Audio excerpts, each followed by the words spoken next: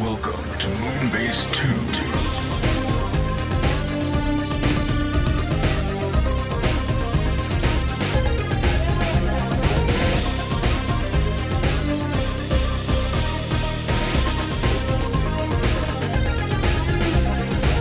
Hello, everybody, and welcome to the Moonbase 2 podcast. My name is Andy, Corporate Commander TFW, and I'm joined this week by Ika Bokam. It's Mikey G Wolf V3. Hello, Mikey. You watched that too?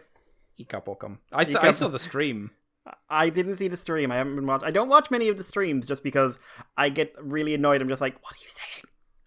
What are you saying? So I watch Coco's occasionally or Hachimaz, but that's a poor life choice. Dangerous. But I watched a few of I watched the clips. I might go back and rewatch it. I don't know, but it's just like, yes, I watch a whole clip with just her going Ikam Bokam for Ika Bokam. Ika Bokam every time she found one of the skulls. Did you see the animation someone did, the 3-second clip? No. Someone animated a little 2D image of her holding an Ika Bokam skull, and she goes Ika Bokam, and then it goes Ika Bokam, and she goes Ika Bokam in a deeper voice. It's really like the animation for it was really good. Like it was good, solid animation for us. Like sweet, yeah, it's Corona, so that's always a good thing if you ask me. No, it's fun. Happy doggo. Not the highest earning of the HoloLive bunch. Who is the highest earning? Coco. Oh, okay. Coco I is the highest number one person, certainly number one woman, but I think the number one person super chat earner in the world. All right. Okay, not the most viewed then, but the highest super chatter. Okay, I'm guessing that's just because she has the ability to interact with people who can speak English. I was going to say Westerners, but then that might not be the case for people from other countries who can't speak Japanese but can understand English. Like overseas people would be a good way of putting it. Yeah, but yeah, also she's nuts. So there's that too. I've never been a big fan of her meme reviews though. I enjoy those. I don't know what it is I don't like about it, but I like that she started bringing other ones into it for her to react against. Yeah, that's a good idea. Which is, I think, good. But yeah, like, apparently the figure they've put out is not accurate. But in what sense? It's just not they've given out. I think they've given out a number like 600,000, but that's not the actual figure. Like the figure's still large, but that's not the actual figure. But like I was thinking, like tax you'll lose half, but like presumably HoloLive has like a set percentage they take out of the earnings, not a set amount. Probably, yeah. So, like, take-home would probably be a good bit less than the actual earnings, but then again, like, when you're earning that much, take-home is still probably respectable. It's probably okay. It's probably something we wouldn't sniff at, No. But there you go. I think she does very good material and probably deserves it. Yeah, she's living with Kana-chan now. Yeah, I don't know. The HoloLive house, which they're trying to, like... I've seen so many clips of just like, and now we try to hook this one in, and this one in, and this one in. I'm just like, this is not good. Like, this is going to end up in an apartment block just given over to these lunatic women. As long as it's something that's run by them and it's not run by the company HoloLive. If it's a company HoloLive thing, then that would be a bit more like a... Yeah, but I know the Indonesian ones all live together in dorms. Right. But the Japanese ones, they are like... It was basically like they just decided to live together and then they started inviting people. So I think it's HoloLive house informally. Probably. So, that would make sense. But full of the crazies. But we need more crazies in the world. There's too many people who think they're normal. Lame. How are you doing this week though, Mr. Mike? Is it going good? It's been interesting. We'll talk about it later, but it's been interesting. You have had a week. I have had a fucking week. Yeah. Yeah, cool.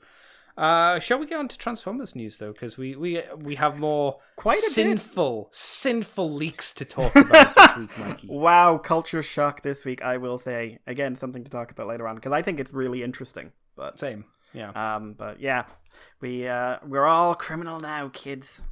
Satanists. Filthy bastards.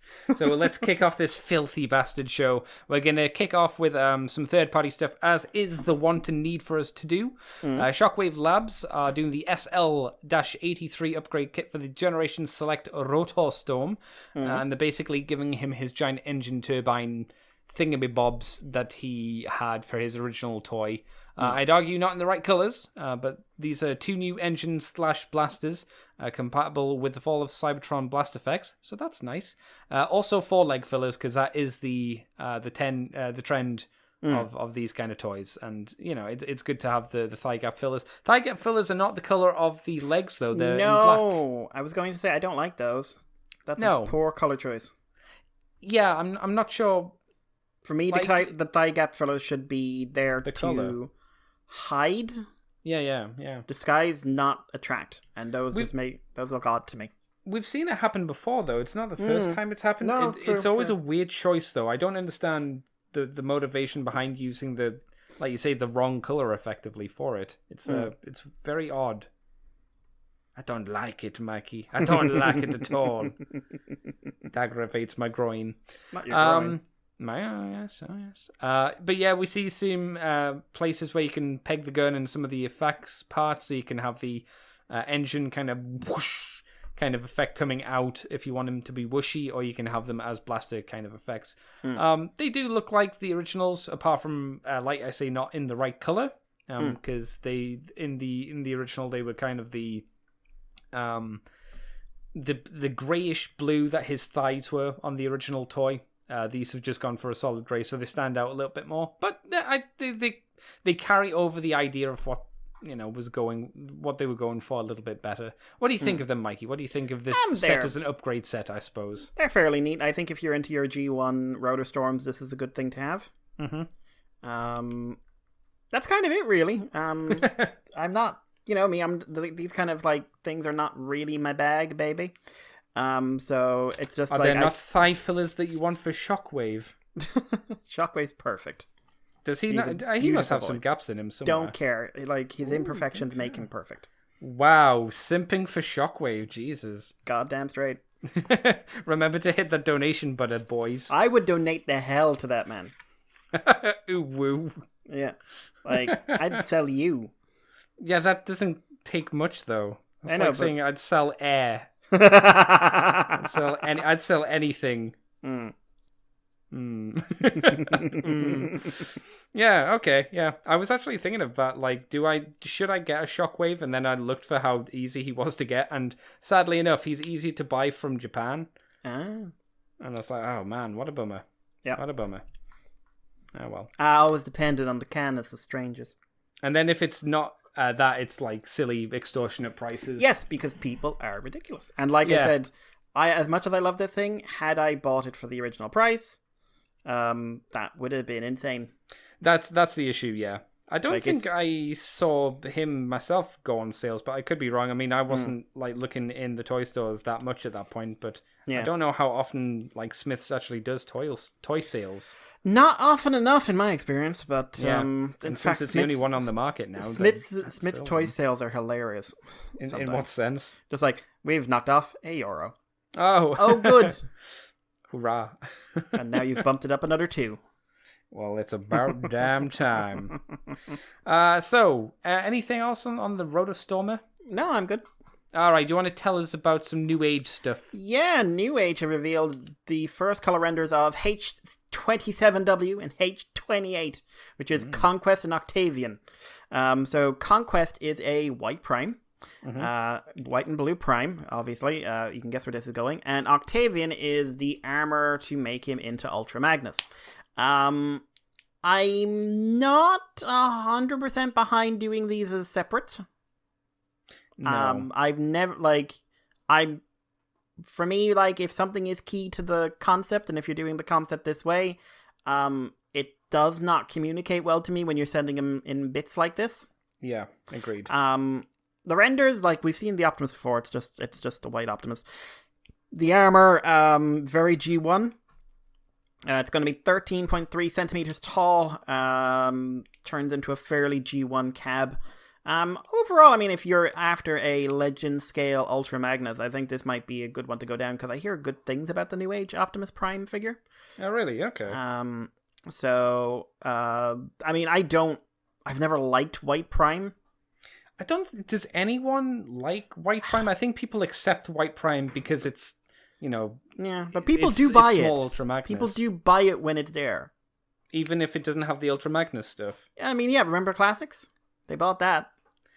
Yeah, but do you remember why the main reason was they bought Yeah, no, it? but that's they bought it before Fans Project came along. Not as much, though. Not as much, it has to be said. But yeah. And most people got that set, I think, for Skywarp at the time as well, rather than the Magnus. Who can say? It's been far too many years. It's been 30 years or more. It's been 100 years. So I am not in love with this, but I think it'll turn out fairly well. It's a weird thing. It looks to me like the Magnus robot kind of just sort of, usually you can see bits where, okay, there's the Optimus legs, there's the elbows and stuff like that. It looks kind of like like it's going to be a power suit where you just sort of open it up, put the Optimus in, and that's that.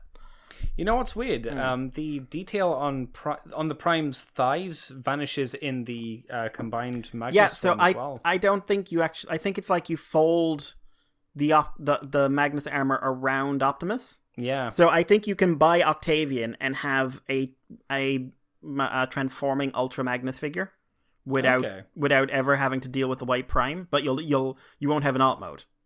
That'd be interesting if that's the case. Yeah. I wonder if that will be a workaround that you can do, or whether it'll be. I'm trying to think. I'm sure there's like a Power Ranger example I could use for one of the Zords where you could have it, but it was missing a lot of the stuff if you didn't have the main robot to kind of fit inside of it. I'm sure there is an example, but yeah, it'd be interesting to see how it works out. I wonder how posable it will be, because with these like transformable shells, effectively for a centerpiece. They can either turn them into static bricks or be very kind of clunky and kind of unpleasant to fiddle around with, if you know what I mean. Yeah, very much so. Interesting to see how that works. I'll be very curious to see how this turns out.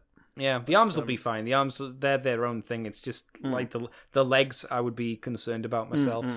I might as well do this as well, since it's a small, quick one. But Magic Square Toys have revealed a Legend Scale G1 Ultra Magnus themselves. MSB31 Brobdingnag. You what now? Brobdingnag. Does that mean anything to you? I know. I have heard that word before. It sounds Norse. Brobdingnag is I get it. What? Brobdingnag is from the Tales of Gulliver's Travels. It's the land occupied by the giants. Oh, okay. So little people, giants. Yeah. I get it, yeah.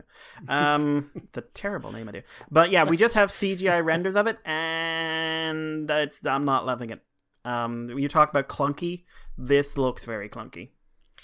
Yeah, it is still just like one image of it, so I guess it's hard to make too much of a call. You have to be careful, but also I'm not crazy about the face aesthetic. Why? They've gone for the really big eyes.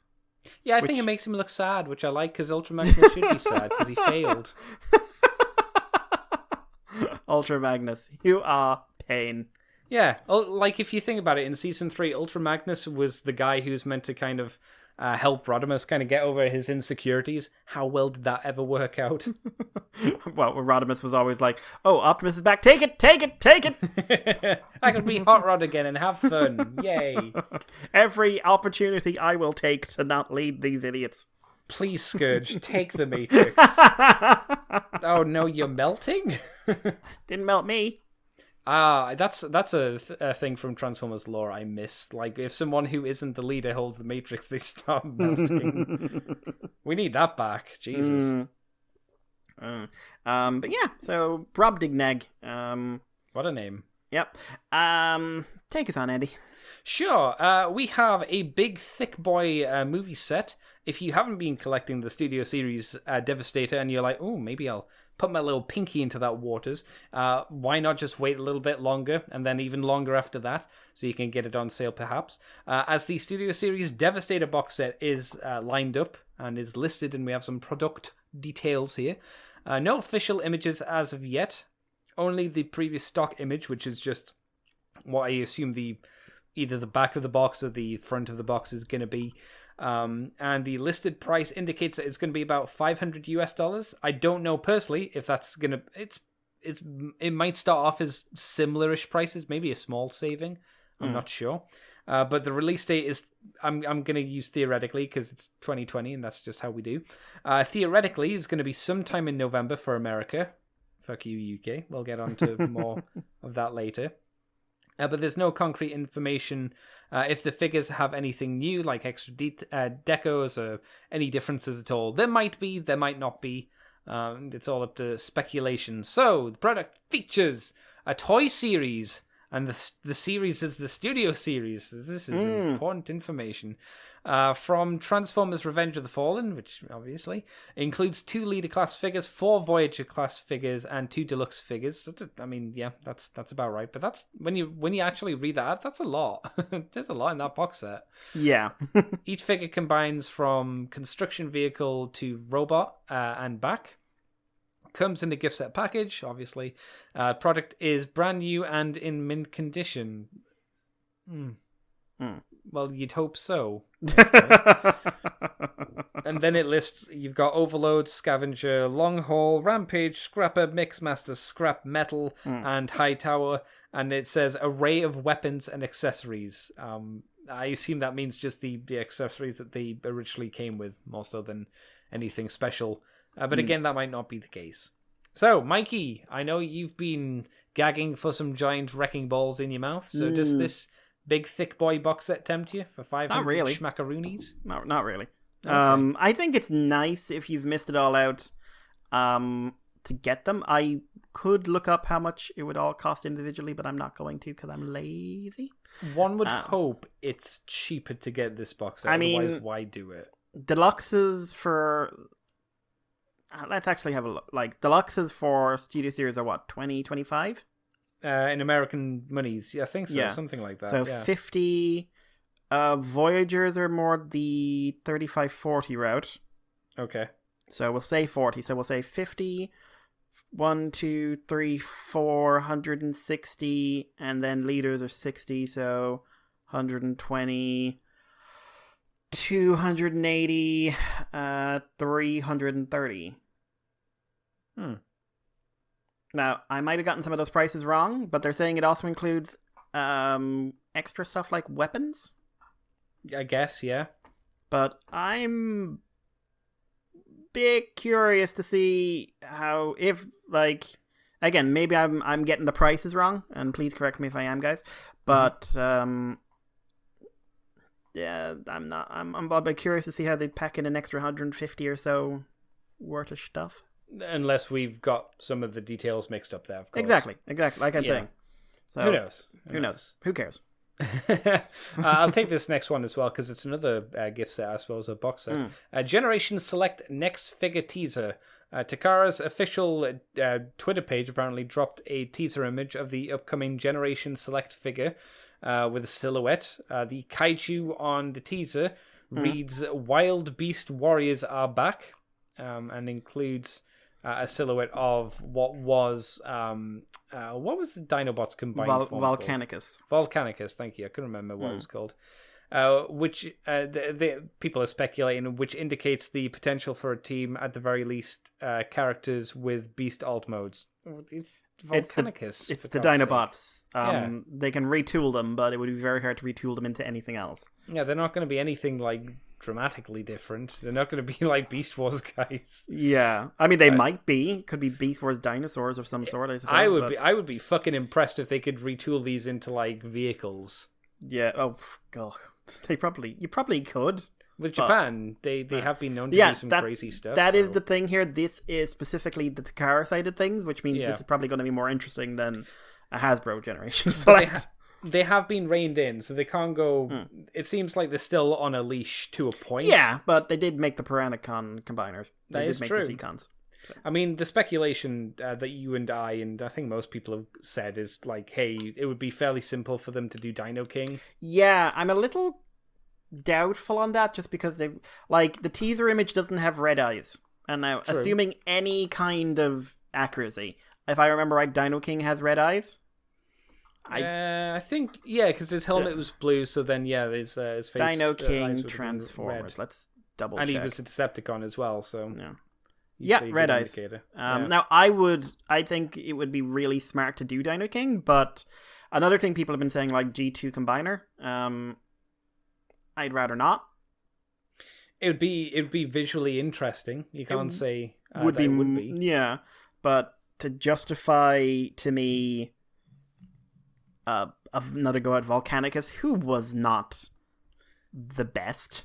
No, he's kind of an ugly boy, unfortunately. He has a real problem with his shoulders. Yeah. Which, it says so much that every version of him, down from packaging art to that brief appearance in Power of the Primes, has redesigned the shoulders. Yeah, for good reason. But yeah, I'm curious. I am curious to see what they're going to do. I hope it's something interesting. What do you think the image is behind him, or behind the silhouette? Is that just meant to be a zoom in of his face or something? Don't know. Some people have said that's weapons of some sort. Okay. But if you are doing a redo of the Dinobots into someone, you've got limited options because, Grimlock especially, there just aren't that many Transformers with a Rex mode. No. Or anything that can be gotten out of a Rex mode. Maybe a few monster modes, but they've done all the monster mode combiners. Yeah, apart from Monstructor, really. And again, he doesn't have blue eyes. And people have said, is this Monstructor as well? Maybe, but maybe? I'd be surprised. I would much rather have Dino King, just because I like if you retooled because it wouldn't be G1 accurate in any way, but if you retooled the beast modes to match the Dino Force beast mode, you'd have some very interesting aesthetics.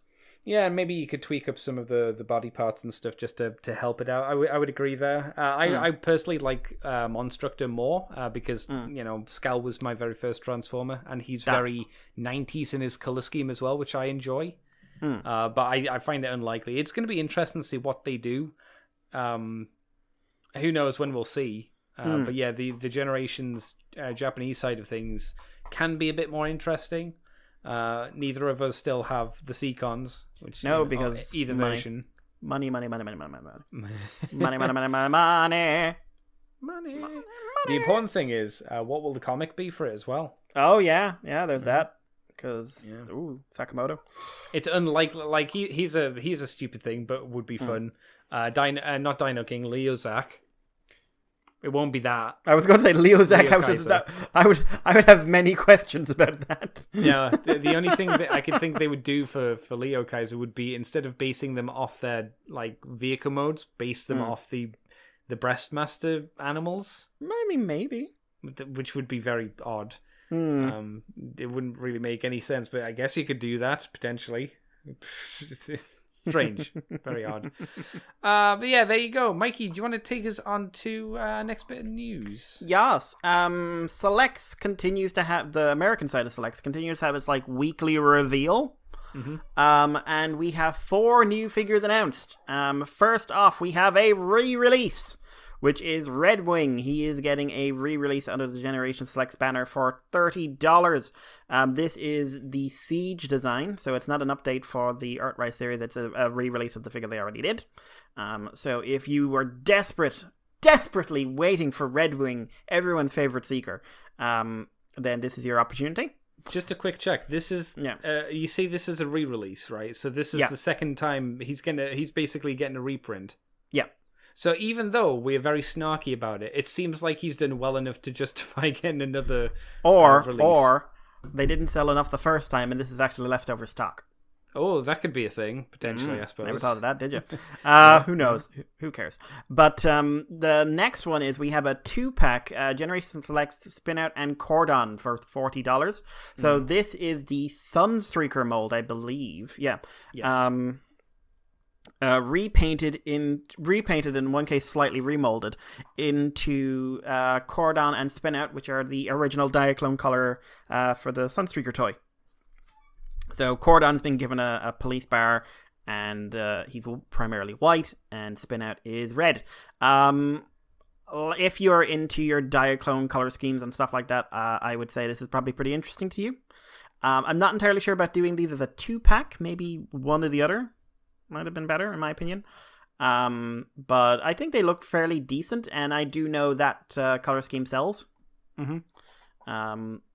And hey, if you're into your old IDW, they can be like those weird Machination clones.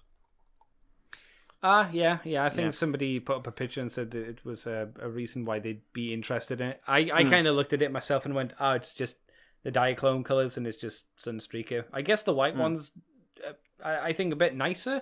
And one thing you can say for as long as the images aren't, Photoshop trickery, is at least it seems like his colors of plastic and paint match better than the Sunstreakers. Which the yellow and the yellow paint was awful. It just didn't match at all. So I don't know whether, again, this is just like Photoshop trickery and they'll be a little bit off-colored again, or whether it's nicer on here than it would be for the original. And the last one is a repaint of the Leader Megatron. This is Studio Series 48 Leader Ride Megatron. So this is based off of specifically the Megatron from the Universal Studios Ride 3D, and even more specifically, the guy who stands out in the Megatron suit, terrifying children and adults, and who is loved by all. Yes. So if anyone who doesn't know, before you go into the ride or after the ride, I'm not sure when, I've never been, there is a suit actor in a Megatron costume, sometimes an Optimus and Bumblebee, but no one cares about them. And he, whether it's the same guy doing it or it's just simply they get some very talented people like reprising the role, has kind of mastered the art of saying the most horrible things in the most endearing way. One of the best clips, loads of videos of this, one of the best clips is a child bringing like a mask of an Optimus Prime head and presenting it to him. And he just suddenly like inducts the child into the Decepticons and tells Starscream this child is taking his job. Very cute. Yeah, nice. And he's like, when he gets adults, he's just like vicious. Absolutely vicious.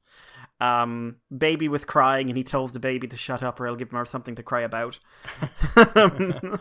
But yeah, so this is an all grey repaint of the figure. So I've seen reviews of that figure and I don't think it's particularly great.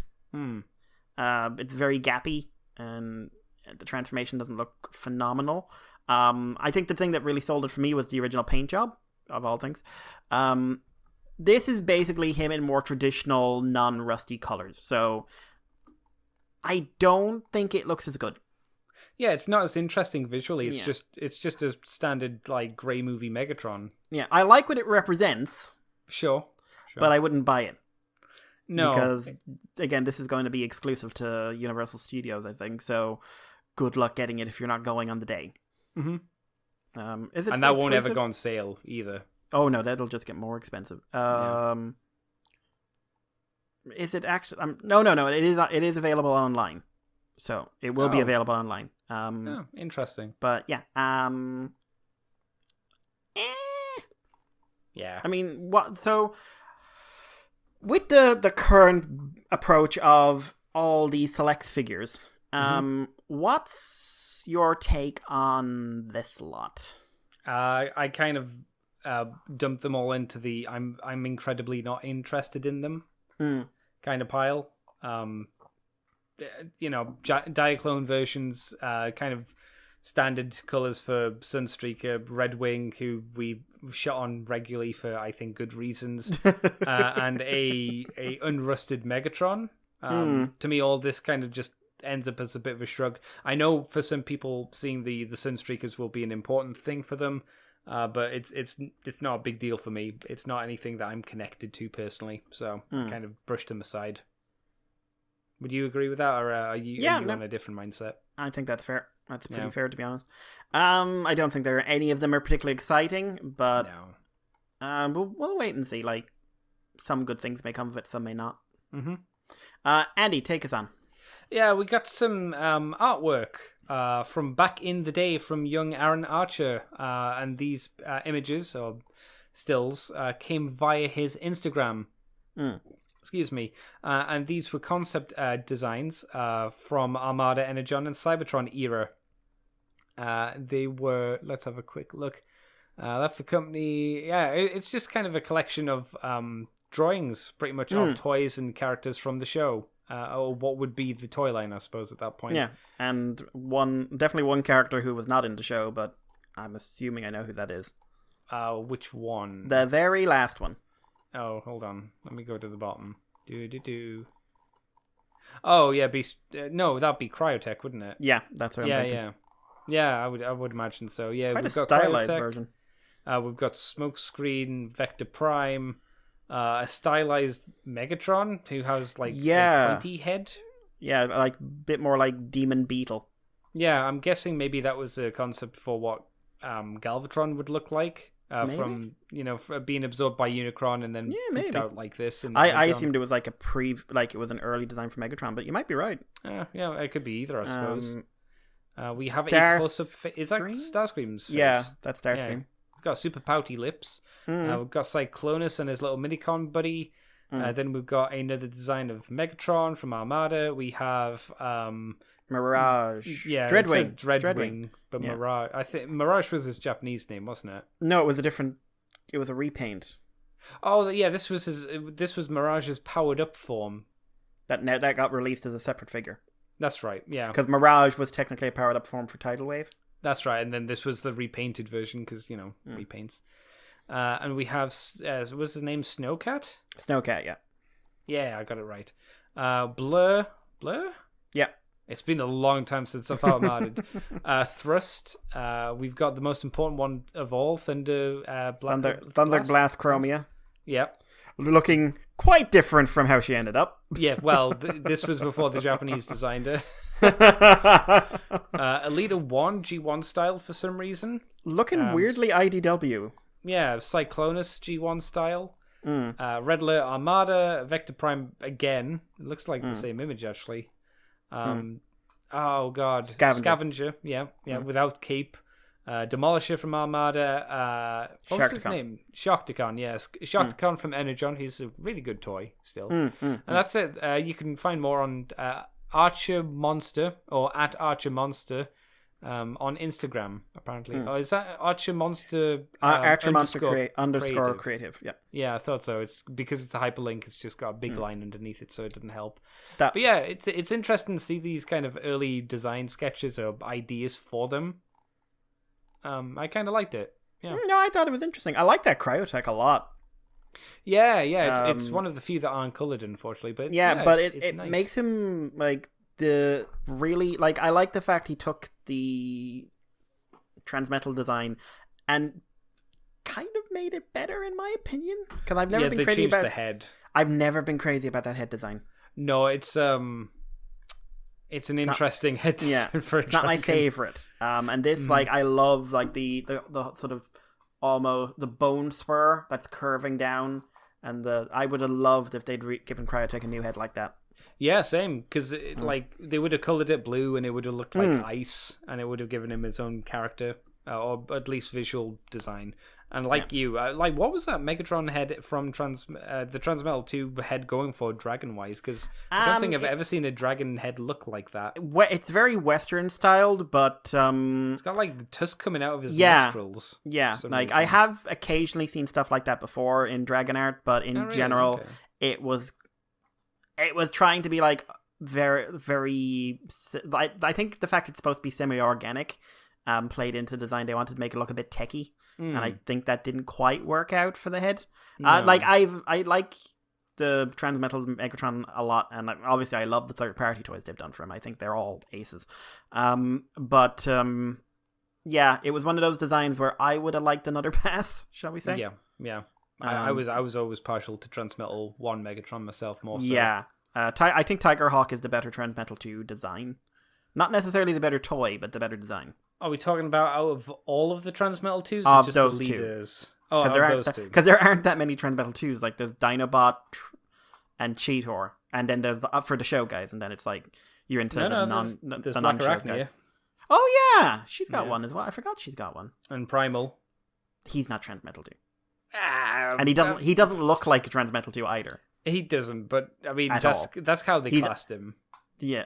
I didn't think they did when he was released. I thought he had his own thing. I thought the toy was classed as Transmetal 2. I could be wrong. Again, it's been a very long time. Like, my favorite of the Transmetals is I think it's Icebreaker or something, the hyena. Oh, I don't remember that. Don't you mean Jawbreaker, maybe? Jawbreaker, that's it. Yeah. Yeah. Yeah, he had a really interesting color scheme. I can't remember Jawbreaker at all. I just remember people saying good things about it. Yeah, and got repainted in universe into someone called Ice something. That was it. But I really like that alt mode. But a lot of the Transmetal 2 designs were not for me, I have to say. No, they went a little bit too much. I think one of the problems was, like, very purposefully, very purposefully, there's no unifying aesthetic beyond the chrome. Sure, yeah. The idea is that everyone kind of looks like themselves, especially the ones from the show. Like, none of the Transmetal 2 figures from the show look like each other. Like, Dinobot looks like a robot raptor. Cheetor looks like a werewolf. Black Arachnia looks like an organic spider. And Megatron looks like a hybrid dragon. And Megatron in the show isn't technically a Transmetal any more than Optimus is. Sure, yeah. So, like, I get that they went for, like, individual aesthetic is kind of a thing.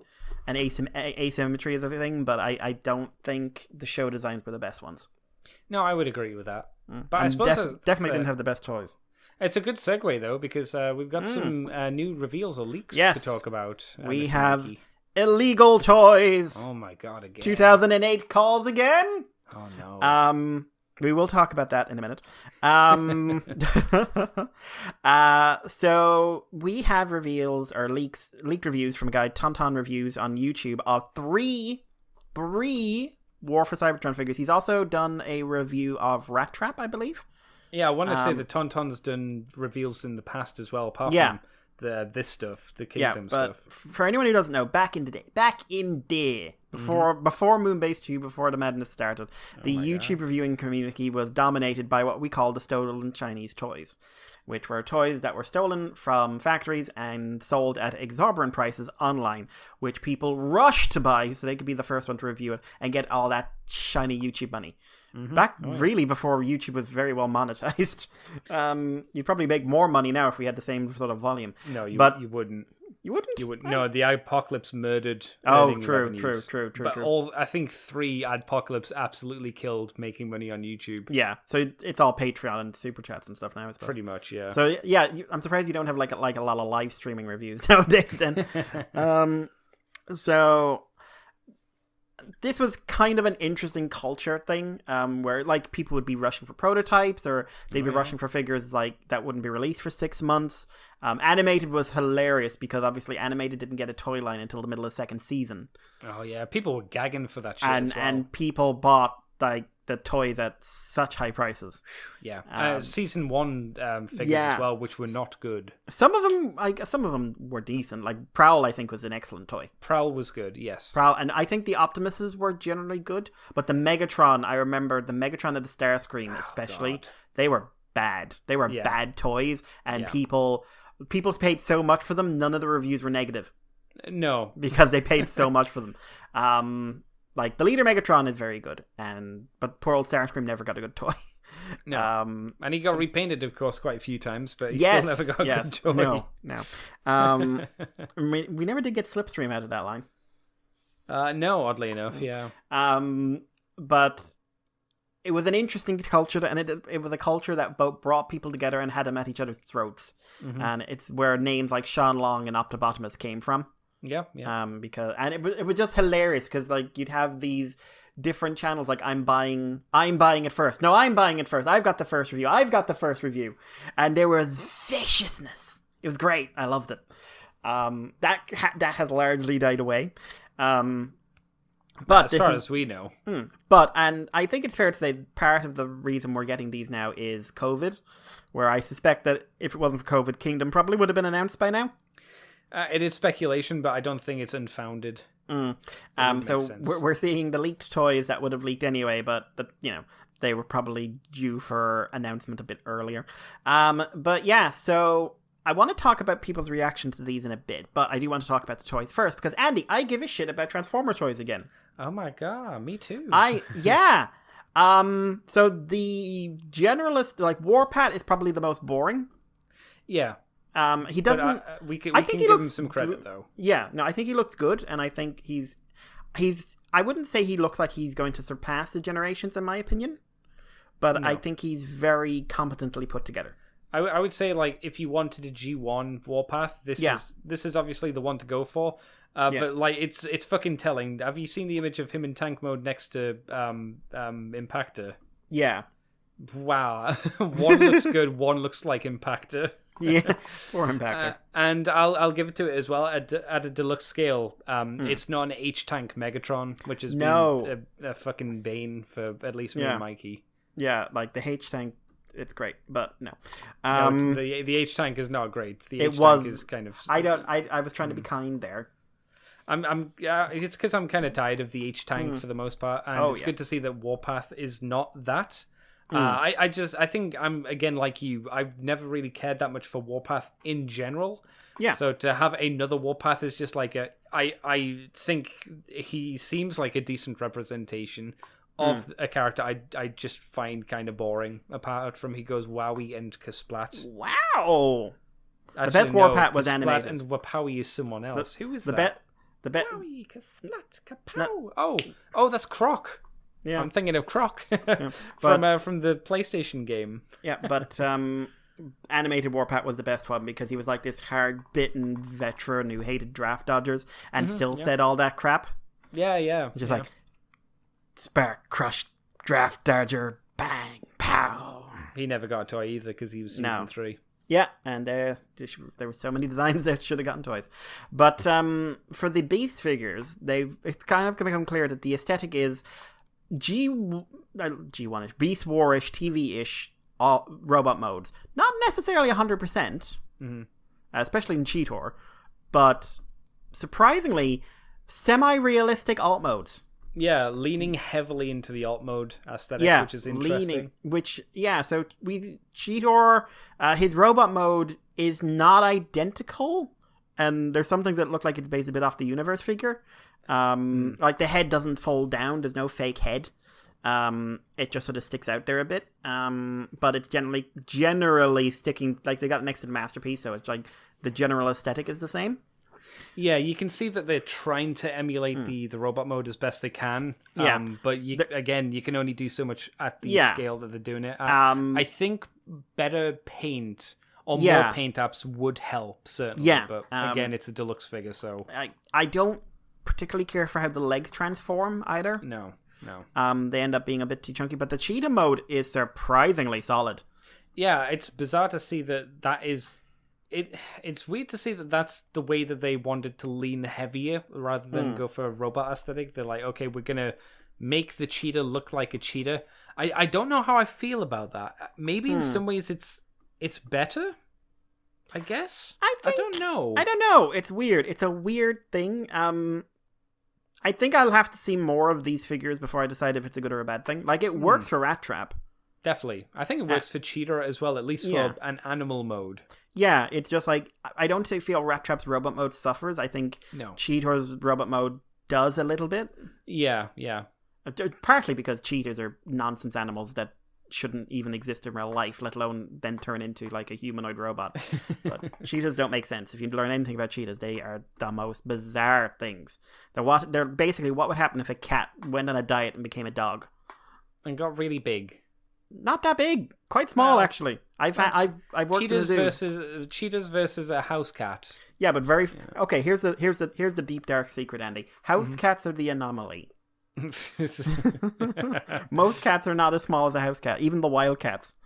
No, but I love cheetahs. Like, they're very weirdly friendly little things. I like how they chirp. Yeah, they don't roar. They chirp. For anyone who doesn't know, they sort of growl or they chirp.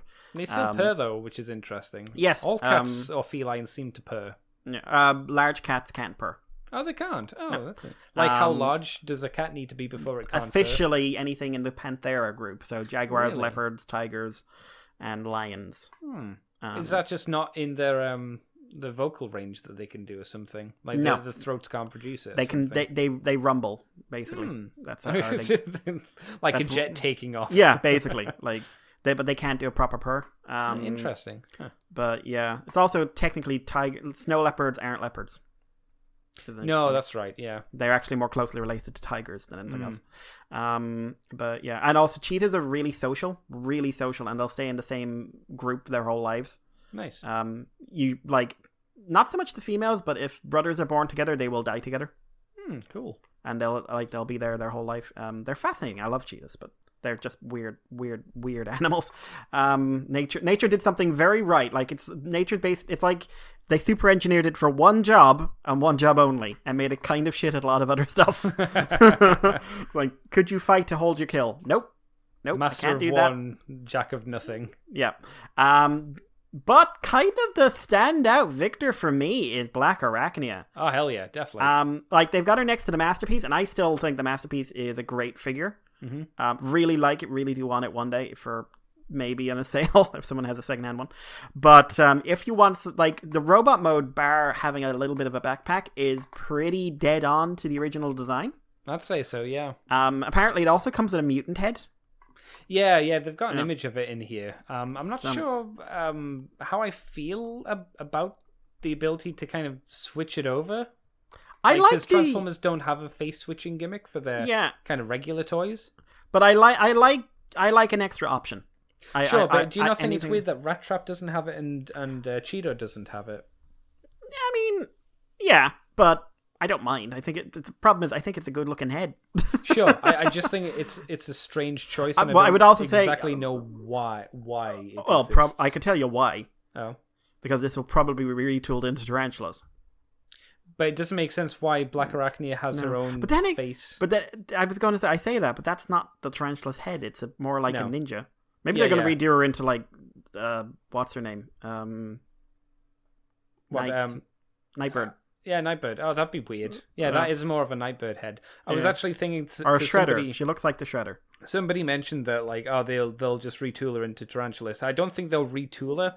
I think they'll use the same transformation, but I think it'll be completely new mold. If they want...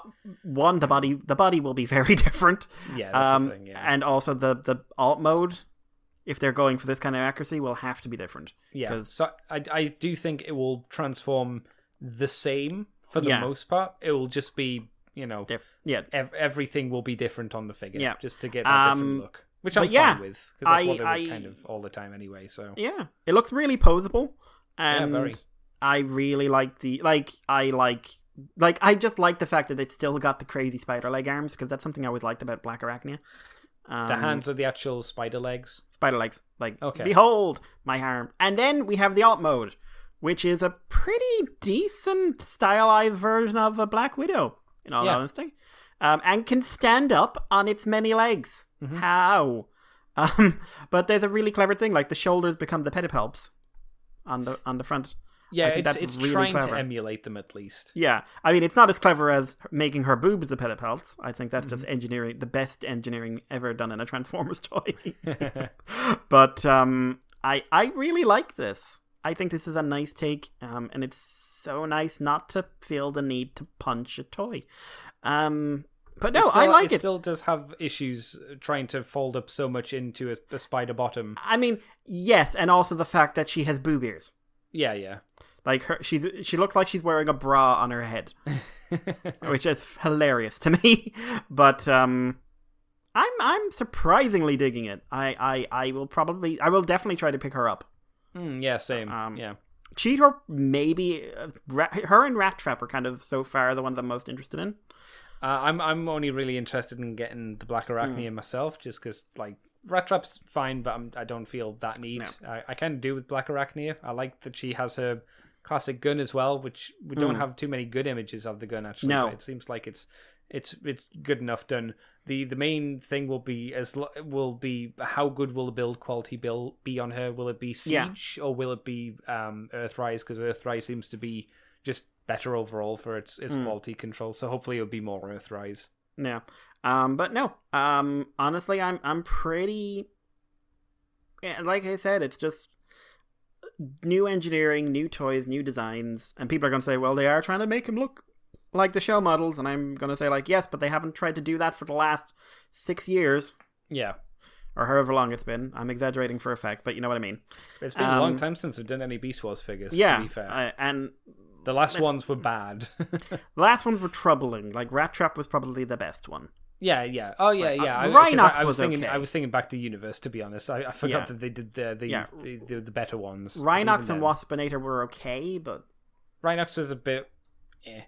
I wasn't a Rhino brick. Yeah, a Rye brick. You're right. The Rat Trap was good, and I think for the most part, Waspinator was good apart from exploding. QC. Yeah.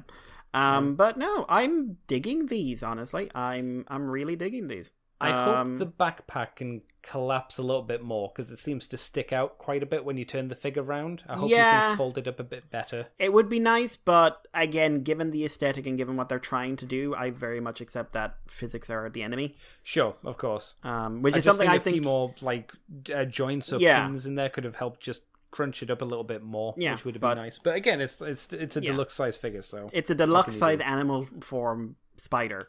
Lady. There are times when you have to accept some give and take. Yeah. Main thing is where's Inferno? Yeah, not being made. Yeah. They're making the wrong Inferno. Yeah. Why would you do that? Unless we've made the mistake. Why? It actually is Beast Wars Inferno, and that would Inferno be nice. is the Generation Select one. That would be nice. That's how it should be. Yeah, but you're not going to do it. I know you're not. Probably not. But there has been some controversy, or perhaps we could say controversy. Oh my god. About these toys, because people quite vocally, mostly on Twitter, I will say. Yeah. A little bit on YouTube have been talking essentially about the morality of what's going on right now. Yeah, we touched on this last week, but the conversation still seems to be going on. Not that I thought us talking about it would get it stopped, of course. Of course. But especially these reviews, like people are quite vocally not being particularly kind about the reviews and everything else. In terms of people doing the reviews, or the that they exist. They exist. Okay. Also, and we have talking about whether leaks should be allowed, whether people should be prosecuted, and such and such. Oh my God. And I find this fascinating because the same people doing this have kind of been accepting of the leaks we've gotten over the years for everything. Sure. Like Walmart, have they made the same response to Walmart leaks and everything else? And some people saying like, listen, Kingdom hasn't even been announced yet, and we're getting leaks. How is that okay? And I'm just like, well, it's never okay to have leaks. Leaks, like I said, what you're probably having here is a timing issue because of COVID, and these toys have probably been produced for a while. Yeah, so they might have even just been sitting around somewhere. Who knows? Yeah.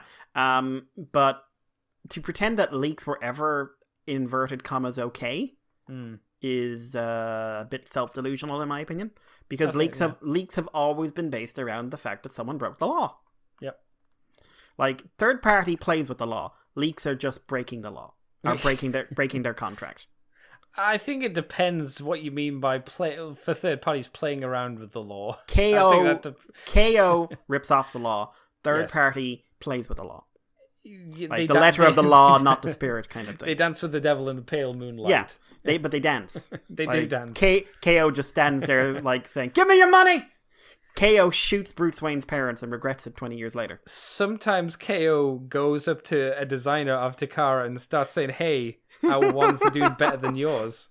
Hey, this is shit. You know what's better? My version. Your version's the same. Is it though? Better." And then they get arrested. And then they say, "Take a photo with me. Take it." Damn, that was fucking stupid. Yeah, and then they went after Disney. Don't go after Disney. Yeah, that's fucking stupid. Like the fact that Hasbro was basically waiting for them to go after someone bigger tells you so much. It does. Like yeah. Hasbro was never really going to make a big move on their own. But yeah, so I just find it like, I'm not having a go at you if you are outraged by this, because you're perfectly in your right to have the outrage. And like I said, what they are doing is illegal. Sure. But it's fascinating to me because we don't see this about Walmart leaks. We don't see anything this about everything. And I think it's more the fact that people want to see the official announcements. They want, because like, oh, animated, we had the official announcements. We knew what the toys were going to be. They just weren't being released. Not quite. You remember that now. We were getting toy leaks before they were ever announced. Yeah. And to be blunt, it's just part of any media thing, especially nowadays. Yeah, things get leaked. A lot of things get leaked. Scripts get leaked for whole films. Yeah. Usually ones that people don't either really want to see or don't want to see.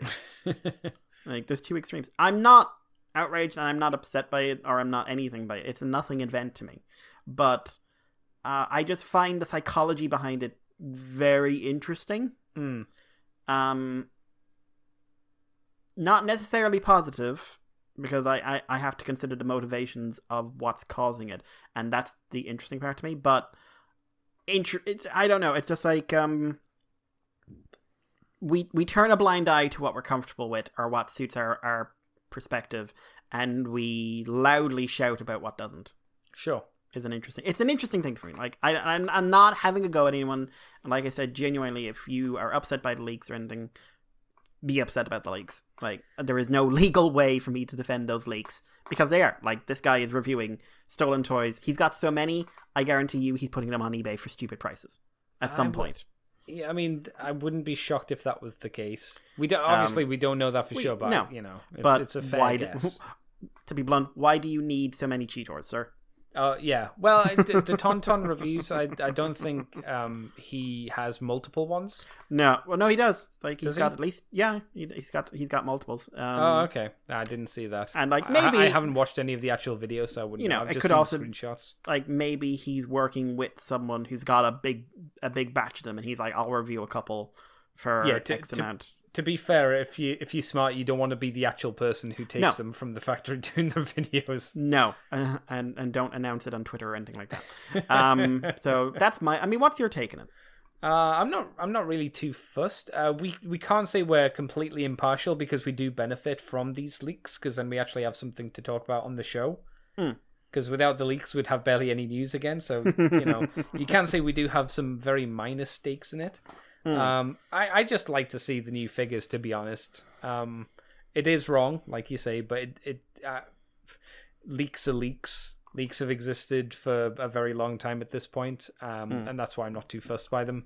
It's just they're being arguably leaked earlier than we've had before. Yeah, and it's something that nothing can be done about it at the moment. No. The only way you could Hasbro could combat the leaks is, and this would be a very expensive way to combat leaks, is to basically bring the business back over from China or wherever the toys are being made and get them made in America, and then they could have a stronger hold on safety and things getting stolen or not.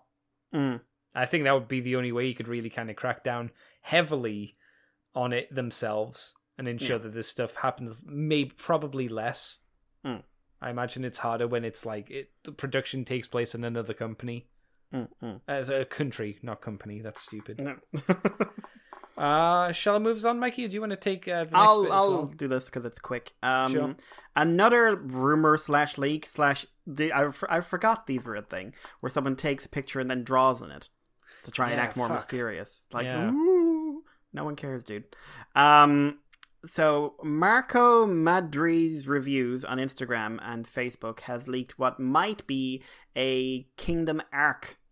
So, this is some sort of Arc toy that would have a bit Teletran 1 and a few other parts. According to his information, it is a Titan class figure. But if it's got an internal Teletran and everything else, I'd assume it was probably more a playset. That's what people are suggesting, because the only arc that ever transformed was the one in animated, and that was into Omega. I'd be totally okay if they did an original character. Same, but I don't think that's what they'd be going for. See, I think they're going to try and aim for this. It kind of makes sense why they do the arc, since that the arc had a big connection, obviously, in Beast Wars. So maybe they're kind of edging for that, since the Beast Wars, at least season 1 and season 2, didn't have, or any of the American Beast Wars stuff had nothing big that they could really pull from. So maybe this is their let's do the arc, I suppose. Yeah, hey, if they do it, that's cool. It's an interesting idea, but I don't. It might do okay sales wise, but if it's just a playset, I can't imagine it's going to do as For well. Titan class money, that's the problem. PlayStation yeah. Titan money. Yeah, so it'd be like £130, £140 or something like that. I would and if it's not a big transformer, it's like, I don't know, guys. I would struggle to justify that. Yeah. It's an interesting idea, though, but I'm not sure if it'll pay off. I mean, these are the leakiest of the leaks at the moment, so we don't... Maybe it will transform, maybe it has a really intricate base mode, maybe it'll unfold out into a city, who knows? But if it's just a slight playset of sorts, and then it just has some lights and sounds, and just kind of, for me personally, I'd just shrug. Because let's be fair as well, like me and you complain about trailers for Prime. Yeah. Imagine trying to store this. Like a Titan-sized figure takes up vertical space unless you've transformed it. This is going to take up horizontal space unless you have it from the ceiling. Launching position. Yeah. You could do that, and depending what's inside of it, that everything might just kind of tip to the bottom. You know, it's I guess we'll see. It's interesting, but if we have this, people be like, "Where the fuck's the Nemesis then?" So, there. But yeah. Anyway, Andy, take us on. Sure. The last bit of news we have is information on Hasbro Pulsecon. What the fuck is Hasbro Pulsecon? Is this HasCon rebranded? I don't know, but I'm calling it Pulsecon and then ignoring the Hasbro bit because that's a bad phrasing. It's not the best name, but so what is this? Well, it's a virtual event that will be happening on the 25th to the 26th of this month of September. September, that's right. It will feature panels and live streams with the various brand teams, including Transformers, G.I. Joe, Power Rangers, and more. In addition to exclusive reveals over the last month, which I guess we may or may not have seen, also which we assume would have been done for SDCC. Okay, yeah, so this is... People are assuming this is the SDCC panel in some form or another. Will be available for... the exclusives that will be SDCC will be available to purchase at the time. We've got the list, which I'll go through in a bit. Now, there's some issues because it is only streaming for America. I don't think it's even streaming for Canada. I think it's region locked from there as well, isn't it? Yeah, it is America, USA only. Yeah, which is... bizarre! Yeah, a little bit insulting. I would definitely lean towards the bizarre because, like, I would lean for insulting. Online streaming event that is limited to one country is strange. It is extremely strange, in my opinion. It does say US and Canada. A front row seat to the panels. So one continent, grand. Yeah, pretty much, apart from the south end of that continent. Yeah. Screw you, Mexico. That's right, I guess. Sorry, guys. El Diablo. Coño. Unless you've got VPN, I assume a VPN would probably kind of hammer through that kind of wall, but I don't know. I'm not entirely sure I'd be that fussed to do a VPN because, okay, how do I put this delicately? HasCon was bad. It was. I saw enough clips to see that it was not a well-planned or well-organized event. It had bad guest choices, bad organization. Didn't go well. I would say, though, that you shouldn't lock out Europe and Asia. Absolutely not. I think that's a bad call. Especially when you're doing it on YouTube. Yeah. Like, this is something that you should take advantage of the global market and get people excited to sit there across the world and watch your show. Yeah, sorry, I didn't mention it's only on Hasbro Pulse YouTube channel. Their own YouTube channel. Which I didn't know exist. No, hosted by Sci-Fi Wire, of all places. Is that like the Sci-Fi Channel? No, it's a magazine, I believe, an online magazine. God. But yeah, no, I don't know. Like, it does say like over 50 new products are to be revealed. Yeah, no, that's the product reveals are something I think might be interesting. Yeah, but it's just most of this is going to be like, hey, we've got a couple of people who are sitting at home right now and said they come on. Like, if we get Chewbacca Mom again, I'm going to be angry. I don't think it'll be that bad. Really? Really? Because I bet you she doesn't have anything going on right now. I think it'll be more focused than that because it's not a convention where they just gotta fill in for time. I think because it's a live stream, they can this is all assumptions. They'll be more focused, just because I'm kind of thinking how the San Diego Comic-Con kind of panels went, and they kind of whooshed by. They didn't kind of ask about, so hopefully they'll stay focused and on the ball. And but not the have thing is, stupid they've shit. got 2 days worth of stuff. Yeah, to be fair though, they do have a lot to go through because there'll be like Dungeons and Dragons, G.I. Joe, Magic the Gathering. And Marvel as well, and everything else as well. Yeah, so there's a lot of brand names, so I get why they'll be... I don't know how they'll distribute the big things, because obviously the big things will be Marvel, will be Transformers. I'd like to say G.I. Joe, but it won't be G.I. Joe, it'll be Star Wars. That is, Star Wars, Marvel, Transformers, I think Power those are the big... No, I don't think Power Rangers... Power Rangers I think... is still a big... Well, Magic the Gathering will be huge, but I'd say Power Rangers is a big toy mid-tier. seller. Sure, but I would imagine compared to the other titles, like Marvel, Transformers, and Star Wars, I imagine it's mid-tier rather than a top-tier one.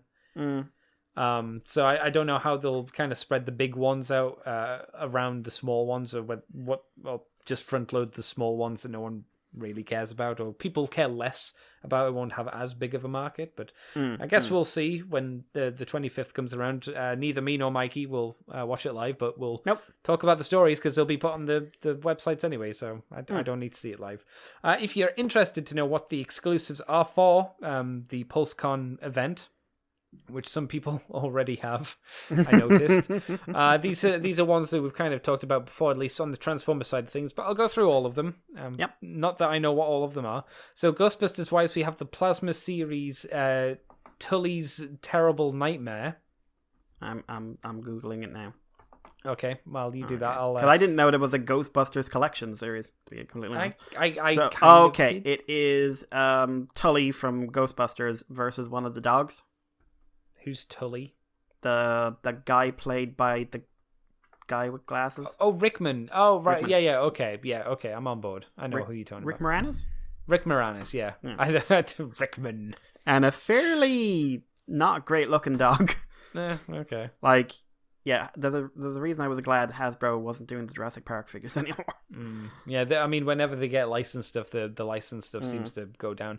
That's going to be going for... I'm just going to round up if it's $99, so it's going for $50. Ooh, boy.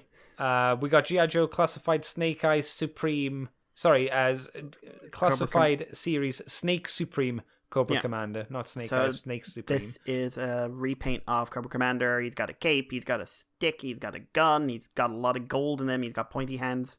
He comes with a globe as well, which he can hold as well in his hand, which is quite nice. It's not a bad design, actually. It's got some nice printed pattern, kind of Chinese design on it, on his black robes in places. It's quite nice. But it is just the standard Cobra Commander classified figure. But the cape is quite nice on him as well. Power Rangers Lightning Collection, Mighty Morphin, Lord Draken, Evo 3. Or Evol. It's almost Evol. Fuck you. Oh, sorry. The Cobra Commander is going to be $30. Draken Level 3 will be $50. So what's this Draken come with? This he comes with a bunch of heads that are painted with damaged heads. I think he might come with a throne. Okay, that makes sense why he's more expensive then. But yeah, it's the final form of Lord Draken, which is really cool. He's got black and he's got a cape, and I was super interested in it, and now I'm going to murder everyone in the world. Well, you could get it. No, I can't. Why? Because it'll cost like 100 by the time I get to it. No, if you hit in-demand toys at Kapow, it'll be up on there, I'm sure. No, I don't think... I think these are like convention exclusives. Like these are probably stuff that were intended for San Diego, and you tend not to find San Diego Comic-Con stuff on mainline stores. I would say you'll find them on Hasbro Pulse. It'll go on Hasbro Pulse, I'm sure. But yeah, if it goes on Hasbro Pulse, then Kapow and in-demand toys get them. I'm not sure it works that way. I don't believe you because you're saying it. Oh, well, okay. It's nothing personal. It's just you're a fucking liar. That sounds pretty personal. For the Transformers side of things, this is a set we've talked about before. The Generations War for Cybertron Trilogy Quintesson Pit of Judgment 5-pack, which is $70. So it's that's not the most expensive. It's one of the most expensive. I know someone has this because I saw someone put up a review for it on Facebook or something. So leaks, I suppose, again.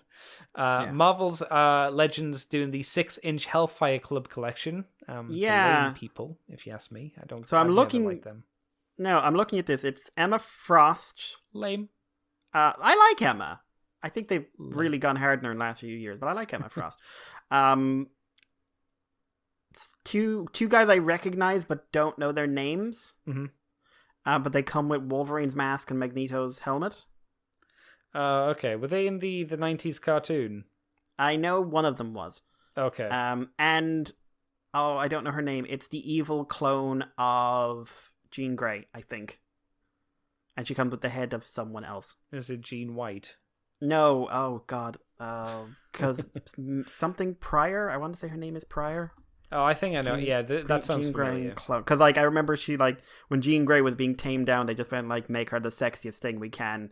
Madeline Pryor, that's it. Madeline Pryor. Okay, all right. Who had historically the most ridiculous costumes. Yeah. And I'm saying this as someone who loves ridiculous costumes, but these are very silly. Yeah. So it's I think the Emma looks good. Mm-hmm. I just don't know anything about the other two. That's fair. And that's the $80 set. There's another Marvel Legends set, which is the X-Men Marvel's Logan and Charles Xavier 2-pack, which is going to be $50. Yeah, so this is from the Logan movie. Oh, so it's Charles in a wheelchair and Logan with stabby hands. Star Wars The Vintage Collection, Star Wars The Clone Wars 501st Legion Arc Trooper 3-pack. That's going to be $50. This is Echo, Fives, and Jesse. Yep. Yeah, they were good boys. Star Wars The Black Series Heroes of Endor figure set, which is $110. So this is Han, Leia, and Luke from Endor. From Endor. Yeah. Was Luke on Endor? Yes. Okay. And briefly before not he a went Wookiee. upstairs. The little idiots. Ewok. Ewoks. Thank you. Yeah. And a speeder. Yep. Okay. And then the last one that they've got listed here is Black Series 6-inch Hoth Wamper figure, which is going to be $30. And everybody knows what a Wamper is. It's a big Wamper man. It's a big abominable snowman, basically. It's an abominable snowman. I don't know if he comes with a little Luke to murder, but it's an abominable snowman. Yeah, that'd be great. Maybe he's got a detachable arm. It's a Muppet of Death. Yes, yeah. Who had scenes cut from the original movie. Yep. He was meant to break into the Hoth base, which I think would have been kind of fun. Yep. That's it. That's all of our news, Mr. Mikey. That's us done and dusted. Unless you've got any other bits that I missed. No, that's it, really. Any thoughts then on what I've mentioned there for the Hasbro Pulsecon? Nothing new. Like I'm just gonna wait for the reveals. That's fair. Yeah, I mean we'll talk about them later, which is fine. Right, Mikey. Well, since that's all the news done for this week, what have you been up to? What you done for fun? I had plans for fun. You did. They were shattered. Something else. Many things were shattered. Yeah. So I had a scheme. I had things I was going to do. I arranged to have some stuff shipped that I'd pre-ordered, and I was gonna get started on them next week, and I was gonna start a few things this week, and I had other stuff ready to go on TV and everything else, and then I broke my hand. Yay! In a fight with a horse box. Is it not because of weak bones? Shut up. Yeah. So I spent most of yesterday in the hospital. And a good bit of today in a hospital. Yep. So I haven't had any, my plan was basically don't watch anything in the week, watch everything this weekend. Oh, I didn't actually ask you, have they given you any drugs? Do you have any, sick-ass painkillers? No, I'm on Nurofen. Oh. Yeah. That's no fun. So yeah, I actually will have time in coming days to watch whatever the fuck I want, because I can't game. No. You can't model either. No, can't game or model, which have been kind of my big hobbies at the moment. Yeah. Because one thing I started the week, Crystal Isles started on Arc, and like I said, I said I'd go around that map and have a look. And it's been really fun just wandering around. I've gone for a nomad approach. I have an animal called a Paraceratherium where you can stick a base in its back, and I've just been using that as my base. Oh. So it's been really neat because it's just this little caravan of hand-picked dinosaurs walking through this quite interestingly designed, probably in my opinion the best of the Arc maps. Right. And I'll get to the end and I'll get the same thing I had before, which is okay, now I'm overpowered and I don't really feel a need to finish the game, but I am looking forward to doing it. I just like the exploring aspect of it. and seeing what jumps out at you out of nowhere, Are you never tempted to try Minecraft? Because that seems you could, like, as long as you do in survivor mode, you could have a decent explore. Yeah, but I also feel like Minecraft requires creativity. I guess it depends what you're in Minecraft for. If you're into build fancy bases, but they've also got that exploring aspect. For me, I think Minecraft would really have to have people in it. For me, okay, I need to interact with people for it, like real people, or the ones with the silly noses who go. But yeah, because just for me, like Minecraft is so built around its creativity and your ability of that. Like they don't have, from what I've seen, they just don't have enough of the stuff that would grab me. Okay. I'll play it at some point because I've shit in it for years, but that's mostly just for giggles. Seriously, I've never had an opinion on Minecraft one way or the other. I just thought it was fun to shit in something. No, that's so unlike you, Mikey. Oh, me? You never do that. But yeah. So I do have a couple of things. Oh. One of which is surprisingly cool, but yeah, not a lot of TV or anything. So I didn't watch any of the animes I was planning to watch or live action things. I saw Crunchyroll's doing an original Avatar-esque show called Onyx something. Okay. That's coming out in the next month or so I'm kind of interested in that because it's based in South American mythology. Right. And has a big talking, like, spiritual black jaguar thing. Is it actually coming out, or is it like High Guardian Spice, which they say is coming out and then never comes out? No, it's due out really soon. Okay. And they've also announced Primal Part 2, not Season 2, Part 2 is coming out next month. Oh, I bet you hate that.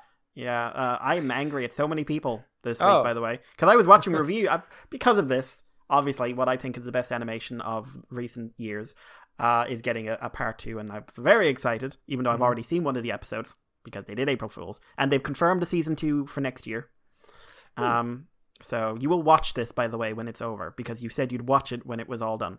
And I don't care if you end up hating it, but you're watching the fucking 10 episodes. To be fair, though, Mikey, you did say I was a liar, so I could have been lying about it. Andy, I will do to you what the horse box did to me. And I got really excited, and I just started watching reviews, because it's on HBO now, so people are watching it there. And a bit, like... So is Harley Quinn and a few other things, and people are going like, okay, these are the series, and people are liking Harley Quinn, and some people like Discovery, and that's their business. I'll never shit on someone for liking something I don't like. I will judge your reasons for liking it, but you liking it and me not is not an issue with me. If you wonder what Mikey's opinion of Harley Quinn is, take the note that he lumped it with Discovery. I don't think it's that bad. No, it's not that bad. It's better than Lower Decks. Wow. What fucking praise. But like, I just ended up watching a video which went like, Harley Quinn is the greatest animation ever, followed by Primal. It's a bit shit, really. It's a guy trying to be artistic and who also describes Samurai Jack season 5 as betraying the legacy of Samurai Jack. Are you sure you didn't break your hand on purpose? Because you punching the screen. No, I've got broke your hand and just went, that's release. But, I've said before, I'm not crazy about how the last episode of Samurai Jack ended, just because I thought it was a bit too neat. Sure. But season 5 is good. Would you say the game fixed that? The game does... I still don't want to spoil it for anyone, but the game does have a different ending, which is so small a change, but yet it is very emotional. Okay. And I can't spoil it, but it's like, this shouldn't make me upset and crying, but I'm crying! Yeah. But yeah, season 5 has so many amazing moments in it, like so clever. And then it's like followed up by like Primal, which is amazing. And then I go like, it's all a bit. You should never let him make his own thing. And I'm just like, I will beat your ass. What was out of interest? What was their beef with Primal? It's too violent in a lazy way. What's that mean? Violence is like, it's violence to shock you, and none of the violence in Primal. Genndy Tartakovsky doesn't strike me as the guy to do violence for the sake of violence, and also it's set in the prehistoric period. I'm going to take a pretty large guess that these people don't watch nature documentaries. No. Something people don't realize: nature documentaries are heavily edited. Yeah, they usually will avoid the nasty stuff. Yeah, so people think that animal kills are a lot cleaner than they are. No. So some of them, I have seen ones that specifically say like shocking images, and if you go on YouTube you can see accurate animal kills, but this whole thing of like, the lion brings down the zebra and then it's a clean kill, what will usually happen is the lion will be holding the zebra down and another lion will rip open its belly while it's still alive and start chewing. I mean, that works, so you can't blame it. or like something will get away and its eyeball and half its face is hanging off. Yeah. Like I still remember 2 hippos fighting. Yeah. Hippos, the assholes of nature. Basically, like, I've seen, because obviously with my background I'd be interested, I've seen footage that would shock you. I find it interesting. Or are you talking to people in general? Because it wouldn't Everyone. shock me. I'm I'm kind of dead inside. I'd just be like, I know. oh, cool. but yeah, Primal, amazing show. I am so pumped for next month. How many episodes is part 1 or season part 1? 1 was 5 and part 2 is going to be another 5. Okay, so it is like it is a season. It was just divided up into two halves. Some weeks, like early on, it was very obvious that some stuff was coming that we hadn't seen because the trailer had images, had clips that weren't in the show. Okay, yeah. And then in April Fools, they released an episode. As an April Fool's joke, they released a brand new episode of it. That's an interesting April Fool's. But I ain't complaining. But it was a good, like, it was a horror episode. Like, if I recommend any individual episode of Primal, it's that one. Because that is just pure horror and in just a phenomenal way. I love it. Is it getting a season 2, or is it too soon to say? No, it's officially getting a season 2. Okay. It's been confirmed for next year. Oh, good. Another 10 episodes, so... So another part 1 and a part 2 probably then. Probably, but okay. Hey, that's they can release it how they like, I suppose. Yeah. But yeah, so Primal was a big thing for me this week. But TV wise, I ended up watching nothing really of note. Watched some HoloLive again because I am an addict. It's just too good. It's too easy to watch. It's too good and it's too sincere-ish and insane. The biggest thing though was I ended up watching episode 1 of Kamen Rider Saber, which is the second Reiwa era show. Yeah, and you did that pretty quick because that only aired arguably yesterday. A few hours ago. Yeah, I just basically said, I wonder if anything's out yet. And apparently there's been some debate around subbing groups after it aired, whether or not anyone would take it up. Really? Why? I don't know, but I remember Gaim, there was debate about it, and that was because people were thrown off by the gimmick. Yeah. I can't imagine groups would not like TV Nihon. I would be shocked if TV Nihon didn't do it because they do every Kamen Rider series. Yeah. Also, there's a thing now, like, people want to hold off subbing because they kind of want to see if Toei will give it a go. Because the Team Rider thing at the moment, you know? I wouldn't hold your breath. No, until Toei announces. I think it's one thing to be getting Blu-rays and stuff of old shows. Yeah. I think it's another to be getting new shows being live subbed or something. We'll see. Because I also decided I'll probably watch Ultraman Taiga during the week. Oh, why? Because I was just reading an interview where the guy said, like, yeah, we purposely were killing people off left and right because we wanted to do a very dark story. And I was like, how do you... Because I've seen Ultraman. I've never seen a dark Ultraman. I know they're supposed to be out there. Mm-hmm. So I might try it. And anyway, Saber. It's hard to describe the basic premise. Oh, interesting. Because I honestly don't think the first episode does a great job communicating it. Right. Would you say it's not a good like intro episode then, I'm guessing from I don't it's hard to describe. It's very stylized, very, very stylized. A lot of green screen in this. Opens with kind of a fanciful storyteller person who's acting kind of as a narrator, I believe. Like very fanciful. To the point of probably putting people off, I'll be honest. I don't have any idea what the main character's personality is like. And I don't really have an idea what the side characters' personalities are like, apart from the fact he's a writer who had an event happen years ago where he probably lost someone, and he got a Wonder Ride book. And so already I'm kind of interested in some of the mythology, because the mythology is the world was created by this book, where myths and legends and science and the real world all came together. Okay. And that book was being protected by a group of swordsmen, and that book was destroyed, and the parts became the Wonder Ride books. So, which is why you have mythical creatures, real life creatures, and story and fairy tales. It's because those are all the components that make up the world. But okay, here's the suit design for Saber. Anyway, I dig. Yep. And I would say Saber's fight choreography was good. Okay. Not as good as it could have been, because I don't think it was on the same level of like Wizards, which I think is a good comparison because it's weapon focused. Haven't we heard as well that the choreographer is the same person? Yeah. Is that right? So yeah. If it's I the same heard- person, then it's definitely fair to compare them. And, as well. and Wizard had great fight scenes. Really did. I wouldn't remember because I'm so bored by the fucking story. I'm not getting into that again. We did a show on it. We did. But the writer is the guy who did Ghost.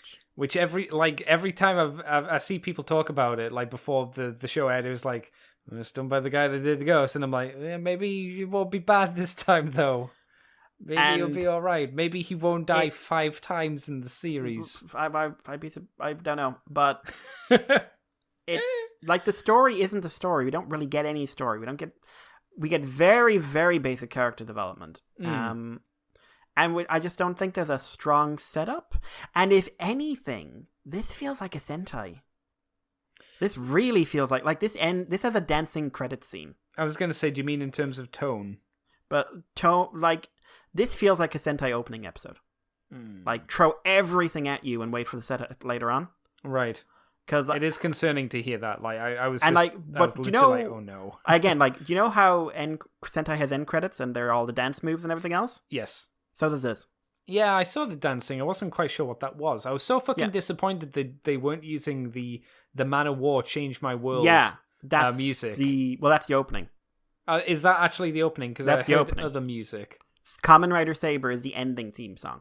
Oh, good, because that theme's lame. Yeah, but like I said, it has an ending theme song in a writer show. Oh, thank God. A lot of green screen. The general direction, specifically performances and direction, feel very Sentai. Very, very Sentai. For me, a lot of these things that you're saying are very concerning. I don't want to... It's the first episode of a writer show. That's the thing. Once we're 15 episodes in, we'll know. Yeah, and frequently they have issues, but there's a reason writer and Sentai have very clear identities. Yeah. And I would say 01 had a much stronger opening episode. 01 set up the character, set up the world, had little things like little elements that they didn't delve into in that episode, like the fact that when Naruto passed to Humagear, he spoke to it like a person, which no one else did. Yeah. Which was just a nice, simple thing that you wouldn't really notice, but it communicated clearly he understands these in a different way. Yeah, it's a good bit of character for him. Yeah. But the villain setup, and especially the villain acting, is very Sentai villain.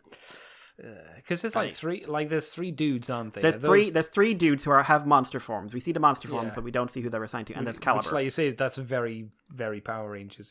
And there's Caliber as well, who is the evil writer. Right. I'm just looking at them. If you hadn't told me this was a writer show, I wouldn't have told you it was a writer show. Some of the CGI is a bit Garo-ish. Oh, in a good way? Well, in kind of a Garo CGI way. Okay. Like a lot, like they have an action scene which is all CGI. I'll ask this: new Garo or old Garo? Old Garo. Oh. Okay. At least in staging. I can't talk about quality. I haven't seen new Garo in ages. Okay. Fine. But also the monster design is incredibly Sentai. Like it's not. I've got a big head on legs, but I would never place that as a rider monster. Right. I would never ever, because rider monsters just look different. Yeah, definitely. Because they're always going for a different aesthetic. It doesn't always look better, but it always looks different.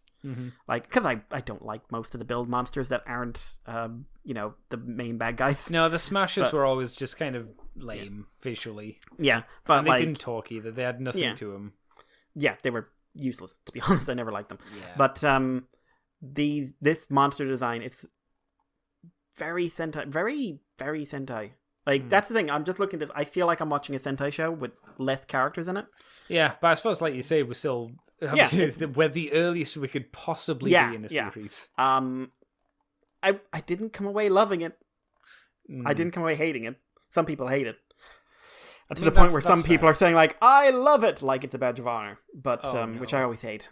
Like, oh, you all hate something, but I love it. Well, I must announce. It's just like, there's a way of saying that. It's like, oh, I really like it, but, yeah, I see other people's criticisms, but I like it. I'm just like, well, I like it, even if you don't.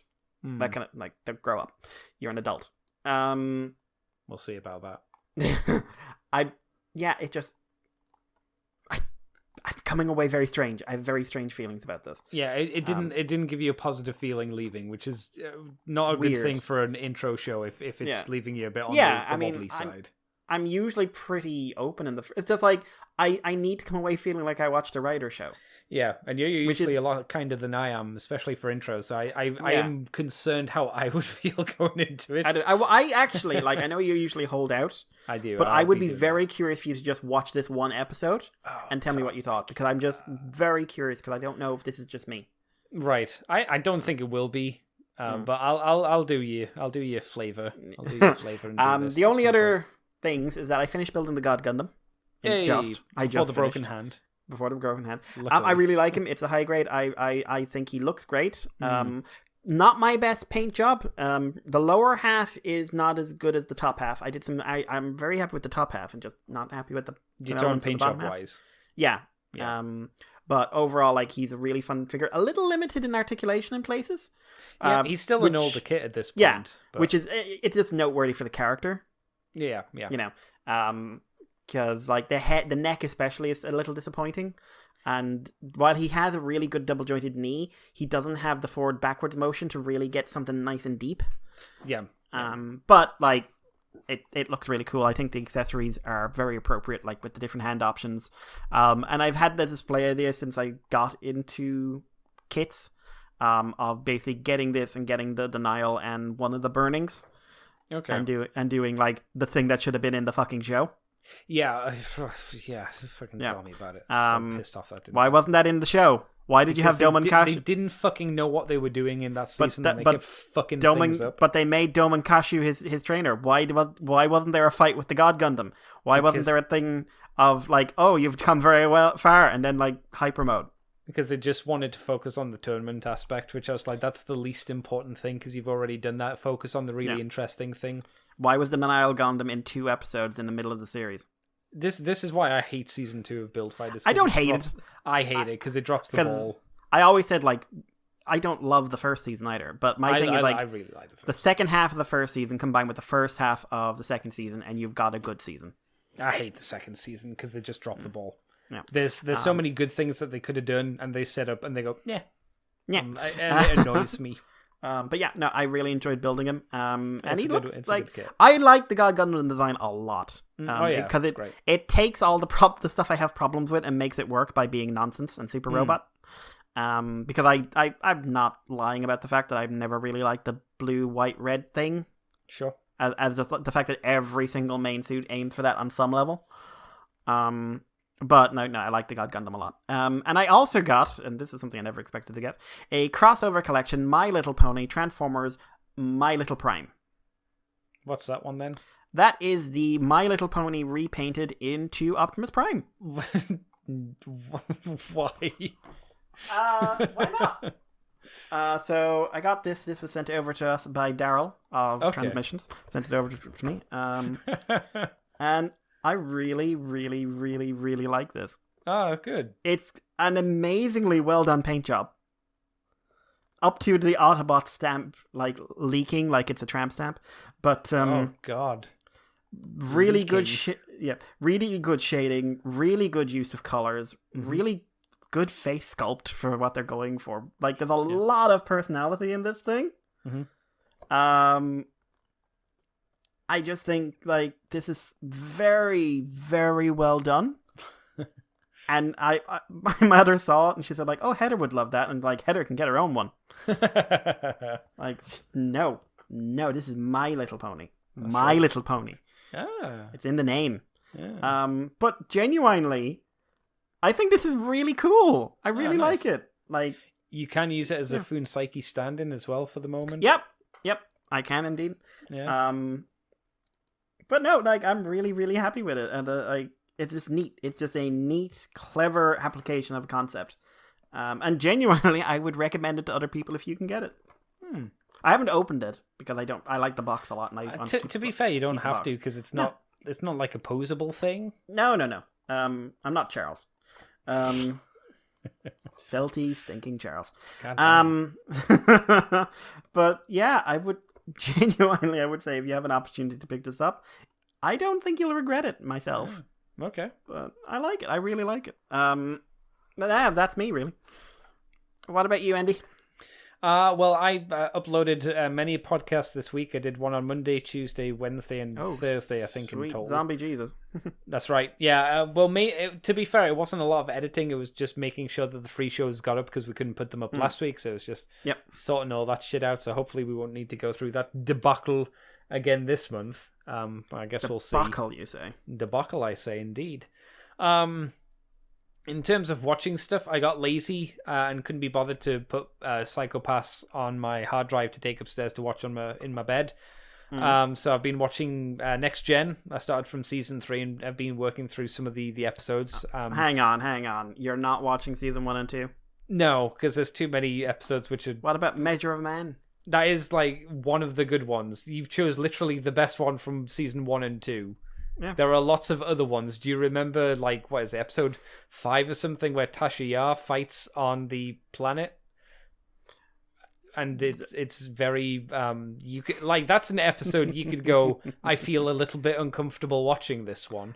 As it's pretty much a planet of a black African nation not really respecting women, shall we say? That is one way of saying it. Yeah, and it's one of those things where you go, this feels like an original series episode because of how the writing's done and how it's not the original series was horrifically racist or anything or stuff like that, but the way that the sets feel and the way that the aliens are just people. They're just a slightly Aztecian African mix of culture, and it's kind of lame. There's a lot of that in season 1 and 2. Bad acting. Yeah, that too. So I decided to jump to season 3 because that's when the cast started to like each other as well. In terms of the characters. Officially, Riker grew the beard. Yes, and no Pulaski.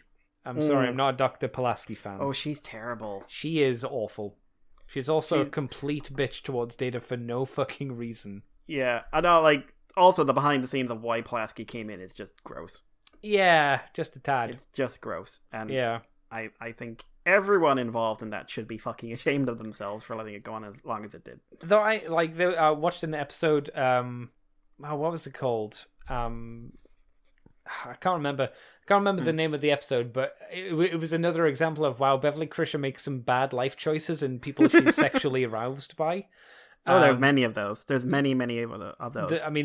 The ghost, the Scottish ghost is one, but I forgot that she had the hots for a terrorist on a planet. I was like, no, Beverly, you can't start sympathizing with a terrorist just because he's pretty and he's drawn pictures of you. Oh no, Beverly. He drew very nice pictures. He did. He was very artistic, but he was not. He was going to blow up the Enterprise, and she's just like, "Don't kill my son." It's like I wouldn't have. No, killed come his on. son. She did not. She doesn't. Like, does even Beverly really mind if they kill Wesley?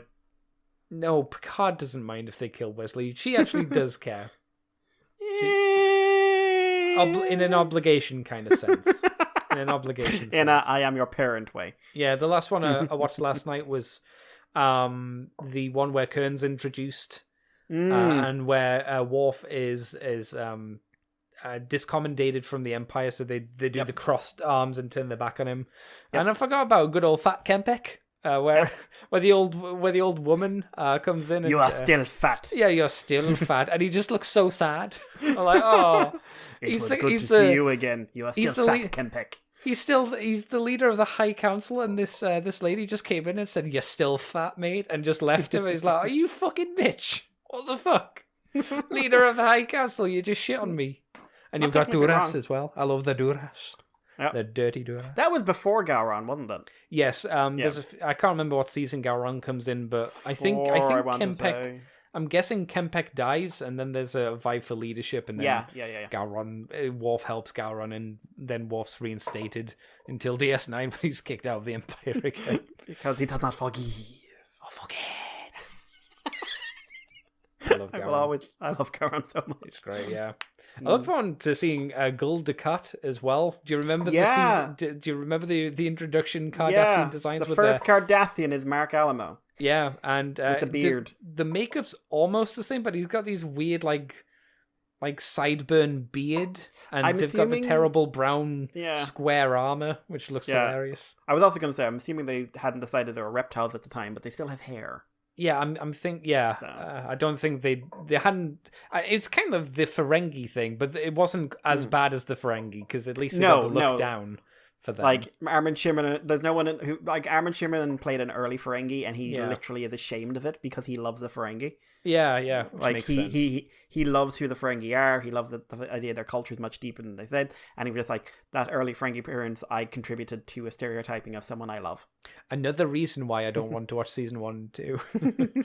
What? Where they have the bit where Riker is standing on a rock, like one leg forward, heroically standing as a Ferengi who represent capitalism and probably Jewish people stereotypes, going like, nyeh, nyeh, nyeh.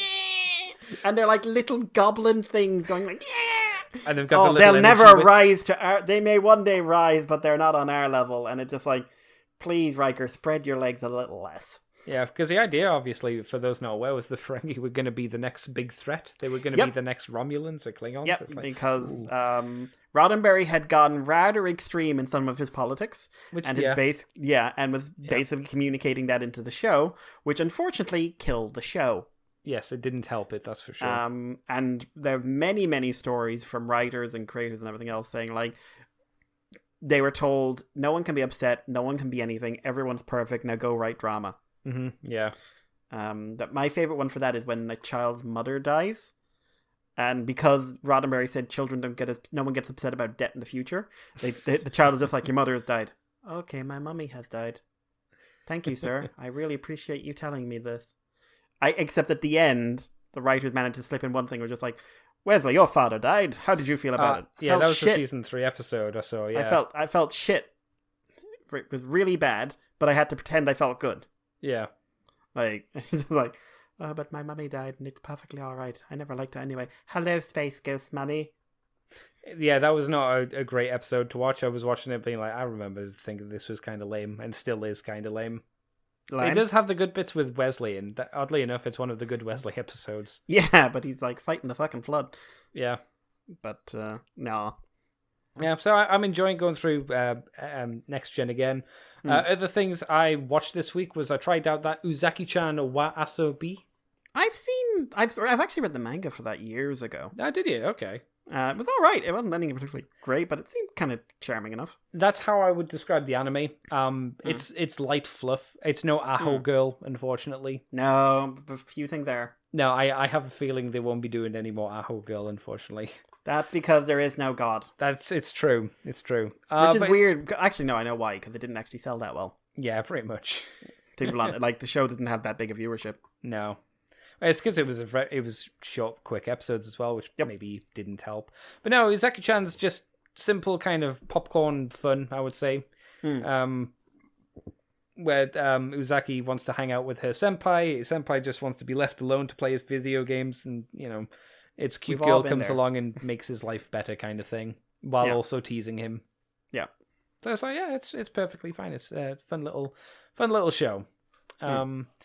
I can't really see anything else about it because it's not like a deep story or anything like that. It doesn't have an ongoing plot or anything. The episode I watched today before the show was he met Uzaki's mum, and his mum was, before meeting him, was watching a show on TV where a younger man was confessing to a married woman, and so she started to imagine that the senpai was doing that with her throughout the episode, which was quite funny. As you do. She's like, oh no. Oh, ooh.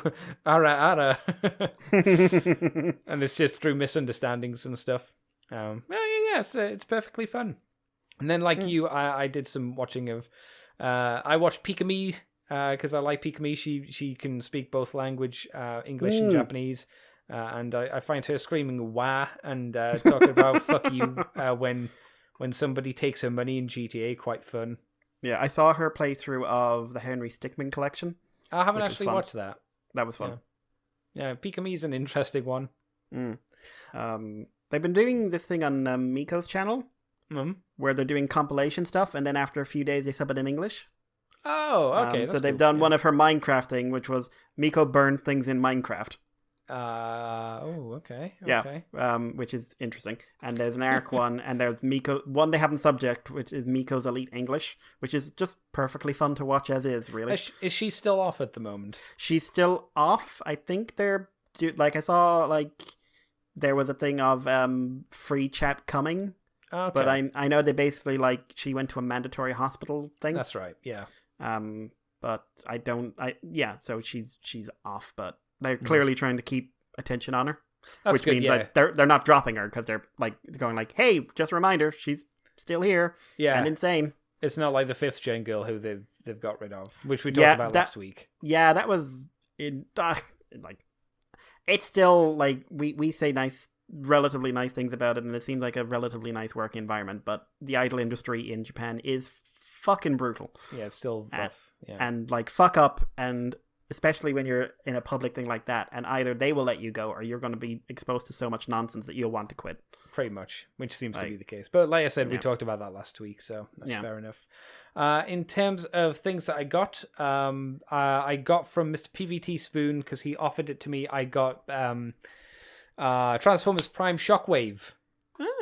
And obviously he came out in the Beast Hunters range at a time where Hasbro was being hit with the oil crisis kind of money, so the quality of them slipped.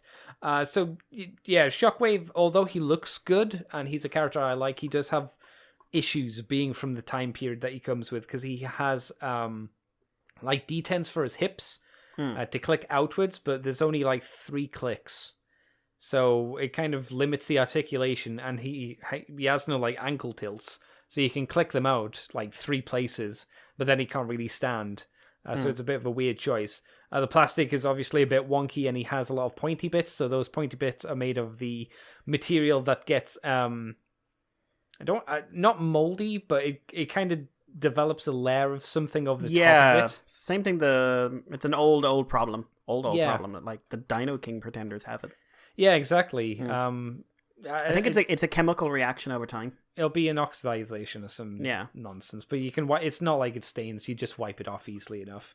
And he's got that on a few places. He also has like a ball joint for a hand, but it's so tight. It's a ball joint peg, so you can bend the entire. It's quite a long peg as well, so you can bend quite a lot from the wrist inwards. But the ball joint's so tight you can't really turn the hand. But again, he's a good-looking figure. I'm glad I have him. But he does and his transformation is more like a deluxe transformation, just upscaled. So it'd be nice. It's a design I'd love to have today with modern engineering. Yeah, I mean that's all of Transformers Prime got fucking snookered when it comes to that. I think apart from the first edition stuff, which was generally interesting, everything else just kind of got shat upon, unfortunately, in a lot of ways. So I agree. Like a decent breakdown, better Shockwave, Knockout. Arachnid, who's fucking garbage. She had like the worst toy. Oh God! So and they said we're going to give her a cockpit that breaks her entire torso. Yeah, it's like oof. Yeah, Smokescreen could do with a better toy. All of them could really. And I like the Smokescreen toy for what it was. Yeah, but it's still you can still tell it had issues. You'd always say for what it was. Yeah, and Predaking. None of Predaking's things really looked like Predaking, which is weird. No. They kind of looked like Predaking, but they never really got his look down perfectly. No. So, I think the only the top tier from that series, from that range of toys, was the Viacon. Viacon was good, and Soundwave. Soundwave was good. Soundwave was okay. I think his plastic would have been nicer, but the actual transformation behind it, I would agree, was pretty spot on. But he could have been a Voyager easily. Easily should have been. But yeah, I think for what they were doing and for the design they were working with, I think they actually did really well. No, I agree there. Yeah, that's fair. Was there anything? Oh, yeah. I got today Generation Select Grease Pit. Greasy boy Pits. His pits are greasy. I really like him. He's not loose and floppy. All of his modes pegged together, which successfully, which is something I didn't think was the case with Brunt, at least. And he turns into a nice... I find Brunt pretty solid. When I played with him at a auto assembly, or TF Nation, I should say, I disagree. I hated the fact that his front treads connected at one point, but then his hands just kind of flopped behind him, if you know what I mean. They didn't go anywhere. They're just there. I didn't like that. But Grease Pit, I think, has turned out very well. I don't know how he is versus Ironworks, but I like his little sign. And he's got like 3 stickers. just to give him an extra bit of pop. And the sign, which is new, and the gas pump, which is different as well. But the actual toy itself is quite nice on top of that. The road pieces aren't too bad either. I can see why people like this kind of transformer, the disassemble, reassemble lots of pegs and ports, because it gives a lot of creativity if you've got enough of them. So I'll probably pick up, what's his name, Airwave, I think, the airport one.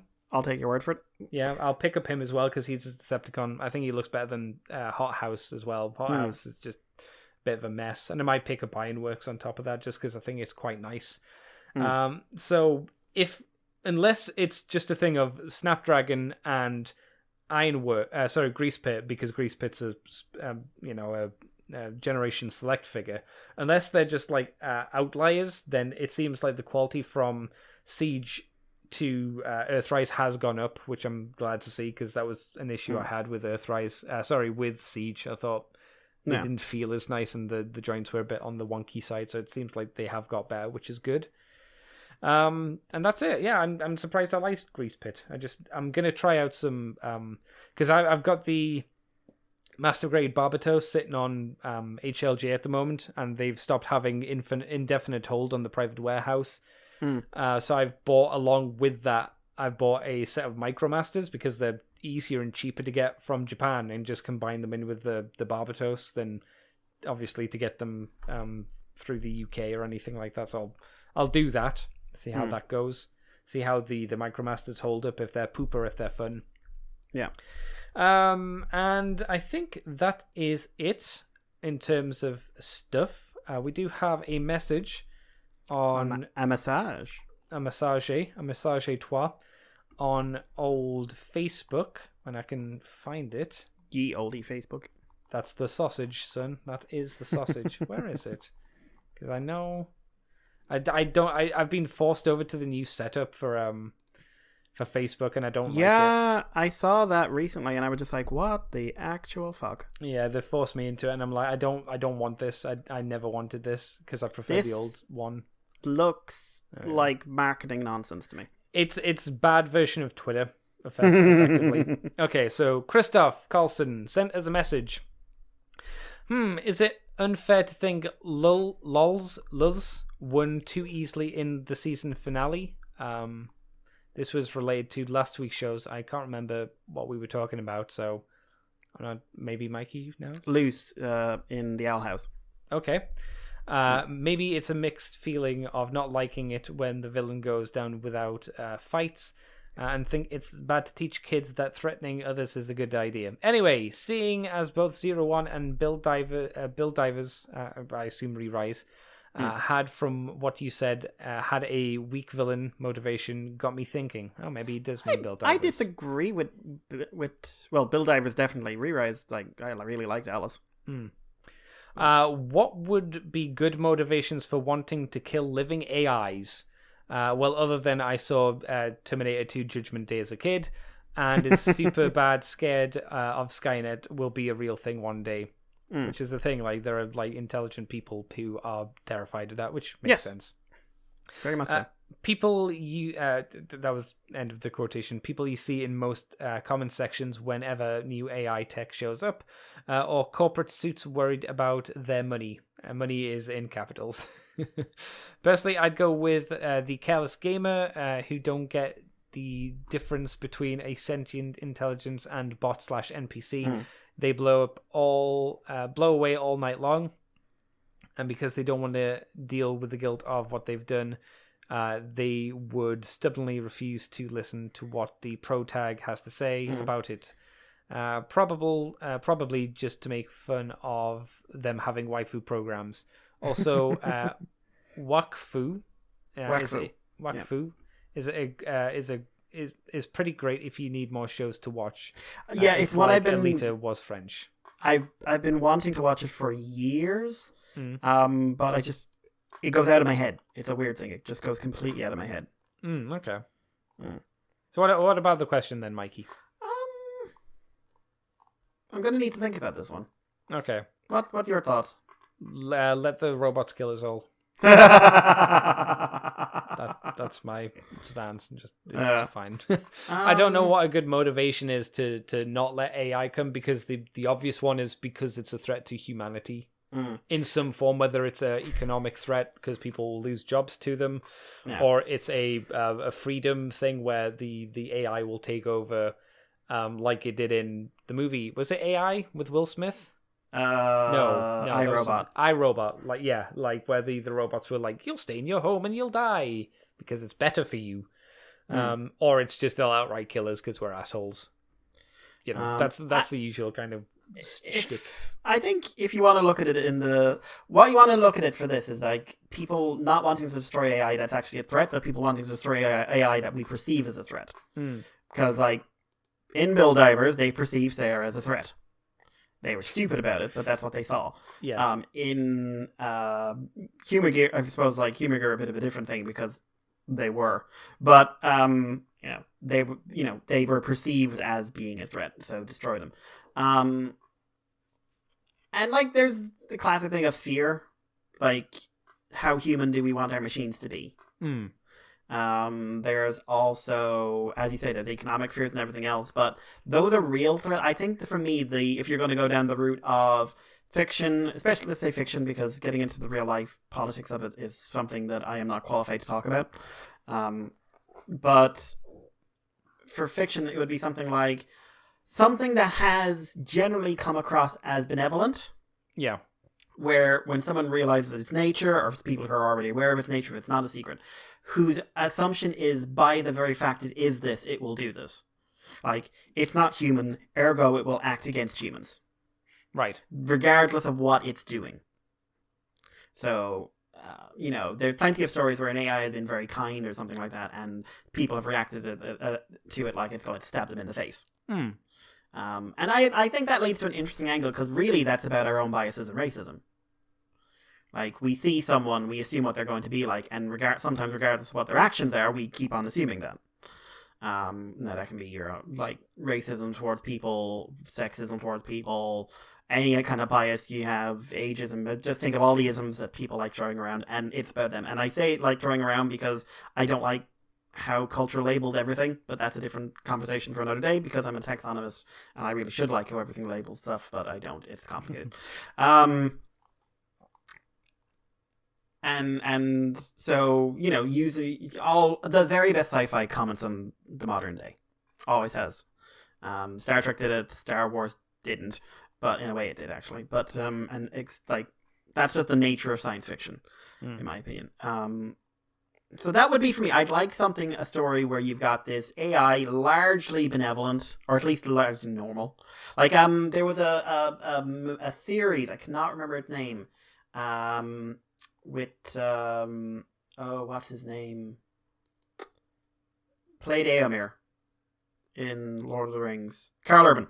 And Karl Urban, he had a bad experience with an AI, and he's a detective, and he's got a detective partner, a robot detective partner, and his whole thing is like, you have done nothing wrong to me, I assume you're going to punch me in the face. And it's about him overcoming it and realizing that he's dealing with an individual, even if that individual is a machine. Oh, is that the David Cage game? Don't know what it's called. It's it's like a 13-episode series. It's set up for season 2, but it doesn't get it. It kind of sounds like the David Cage game with the android who's working with Clancy Brown, whatever that game was called, PlayStation 4.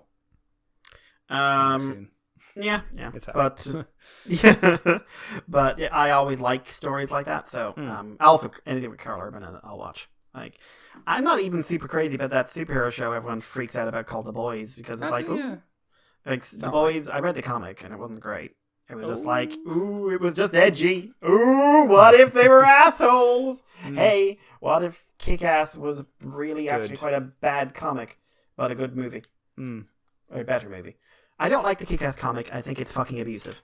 I don't like the Kick-Ass or the comic or movies. I like the action in the movie. Oh, okay. Yeah, I'll give you that. The action's nice. To be blunt, I think the comic is fucking disgusting. But and this is me saying it. I have fair tolerance for most nonsense, but there's just moments in that comic where I'm just like, I'm sorry, you're just venting your own abusive natures here, writer. It'll never be as good as, I can't remember what the comic was where Adam, Mr. Gruff showed me a page, and it was a big burly dude killing someone while screaming horsecock, while slapping them to death with a giant horse's cock. I mean, if you're gonna go, I don't think you want to go by being like maced by a horse's cock. Maybe I'm wrong. Maybe, everyone has their own perfect way, I suppose. But yeah, no, it's an interesting one. It's one that required thought and imagination, and I lack both of those at the moment because my arm hurts. Did you ever see Ex Machina? No, I've been meaning to see it for years and years and years, but I know that's a bit more on the sinister side. It is, definitely, yeah. But it's, well, maybe, it depends, like, an AI is trapped and it's trying to get free. Is that sinister? I know little about the story, but I know part of the implication is how, like, how it's applied.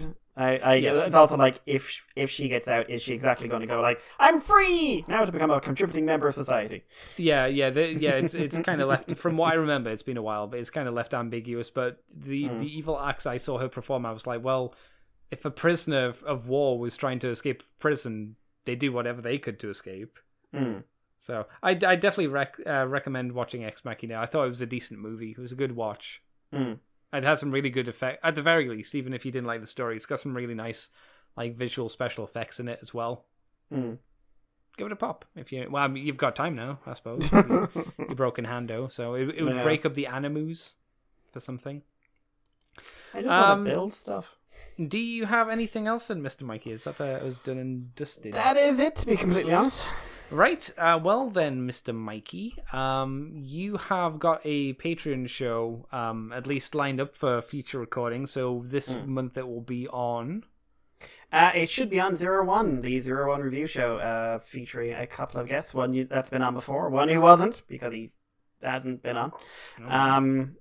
Yeah, we'll see how it goes. I find it, I think I'll be in the corner of, I don't hate it, I like it, but it's just not perfect. You know what you should have done? Spoilers, this isn't what Mikey's done. You should have got the person who plays Ankh from O's. That would be rather hard to get him on at the moment. It would be, I'm sure. Also, actually, because O's he talks 10th anniversary English this week. Yes, that's why I mentioned Ankh. I was actually thinking, because he can actually speak English, get Dan. Yeah. There we go. What did you think of Gone Rider O's? That wasn't a show one I was on. That's not the point. You were kind of O's. Yeah, kind of. Kind of. But hey, O's 10th anniversary has had some real heartwarming moments in the last couple of days. And who's still not alive? Canonically. Who keeps being brought back and gone, no, you're dead again. The movies are such fuckers.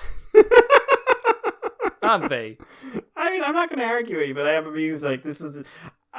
yeah, it is a hill to die on, but it's just amusing this has become the hill to die on. Yeah, it's, let's bring back Ankh, and we'll kill him right back off again. Bye, Ankh! Bye, Ankh!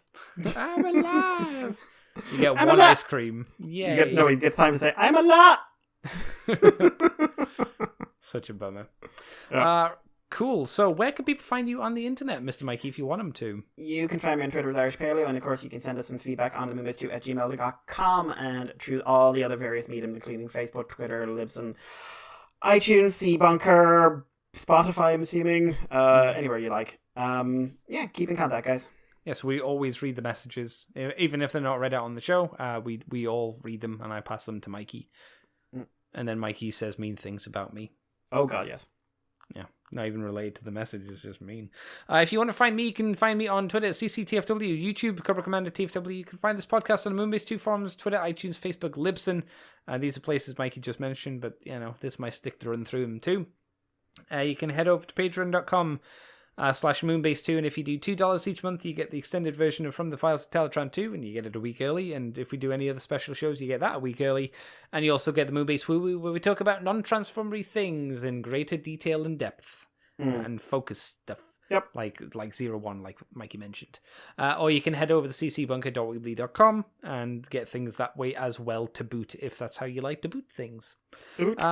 So, thank you, Mikey, for joining me. As always, it's been fun, even if you are crippled now. Yep, and I won't be hanging around because my arm is killing me. Hooray! So until next week, everybody, I will catch you, and Mikey will catch you, hopefully, then. Yay! Save me.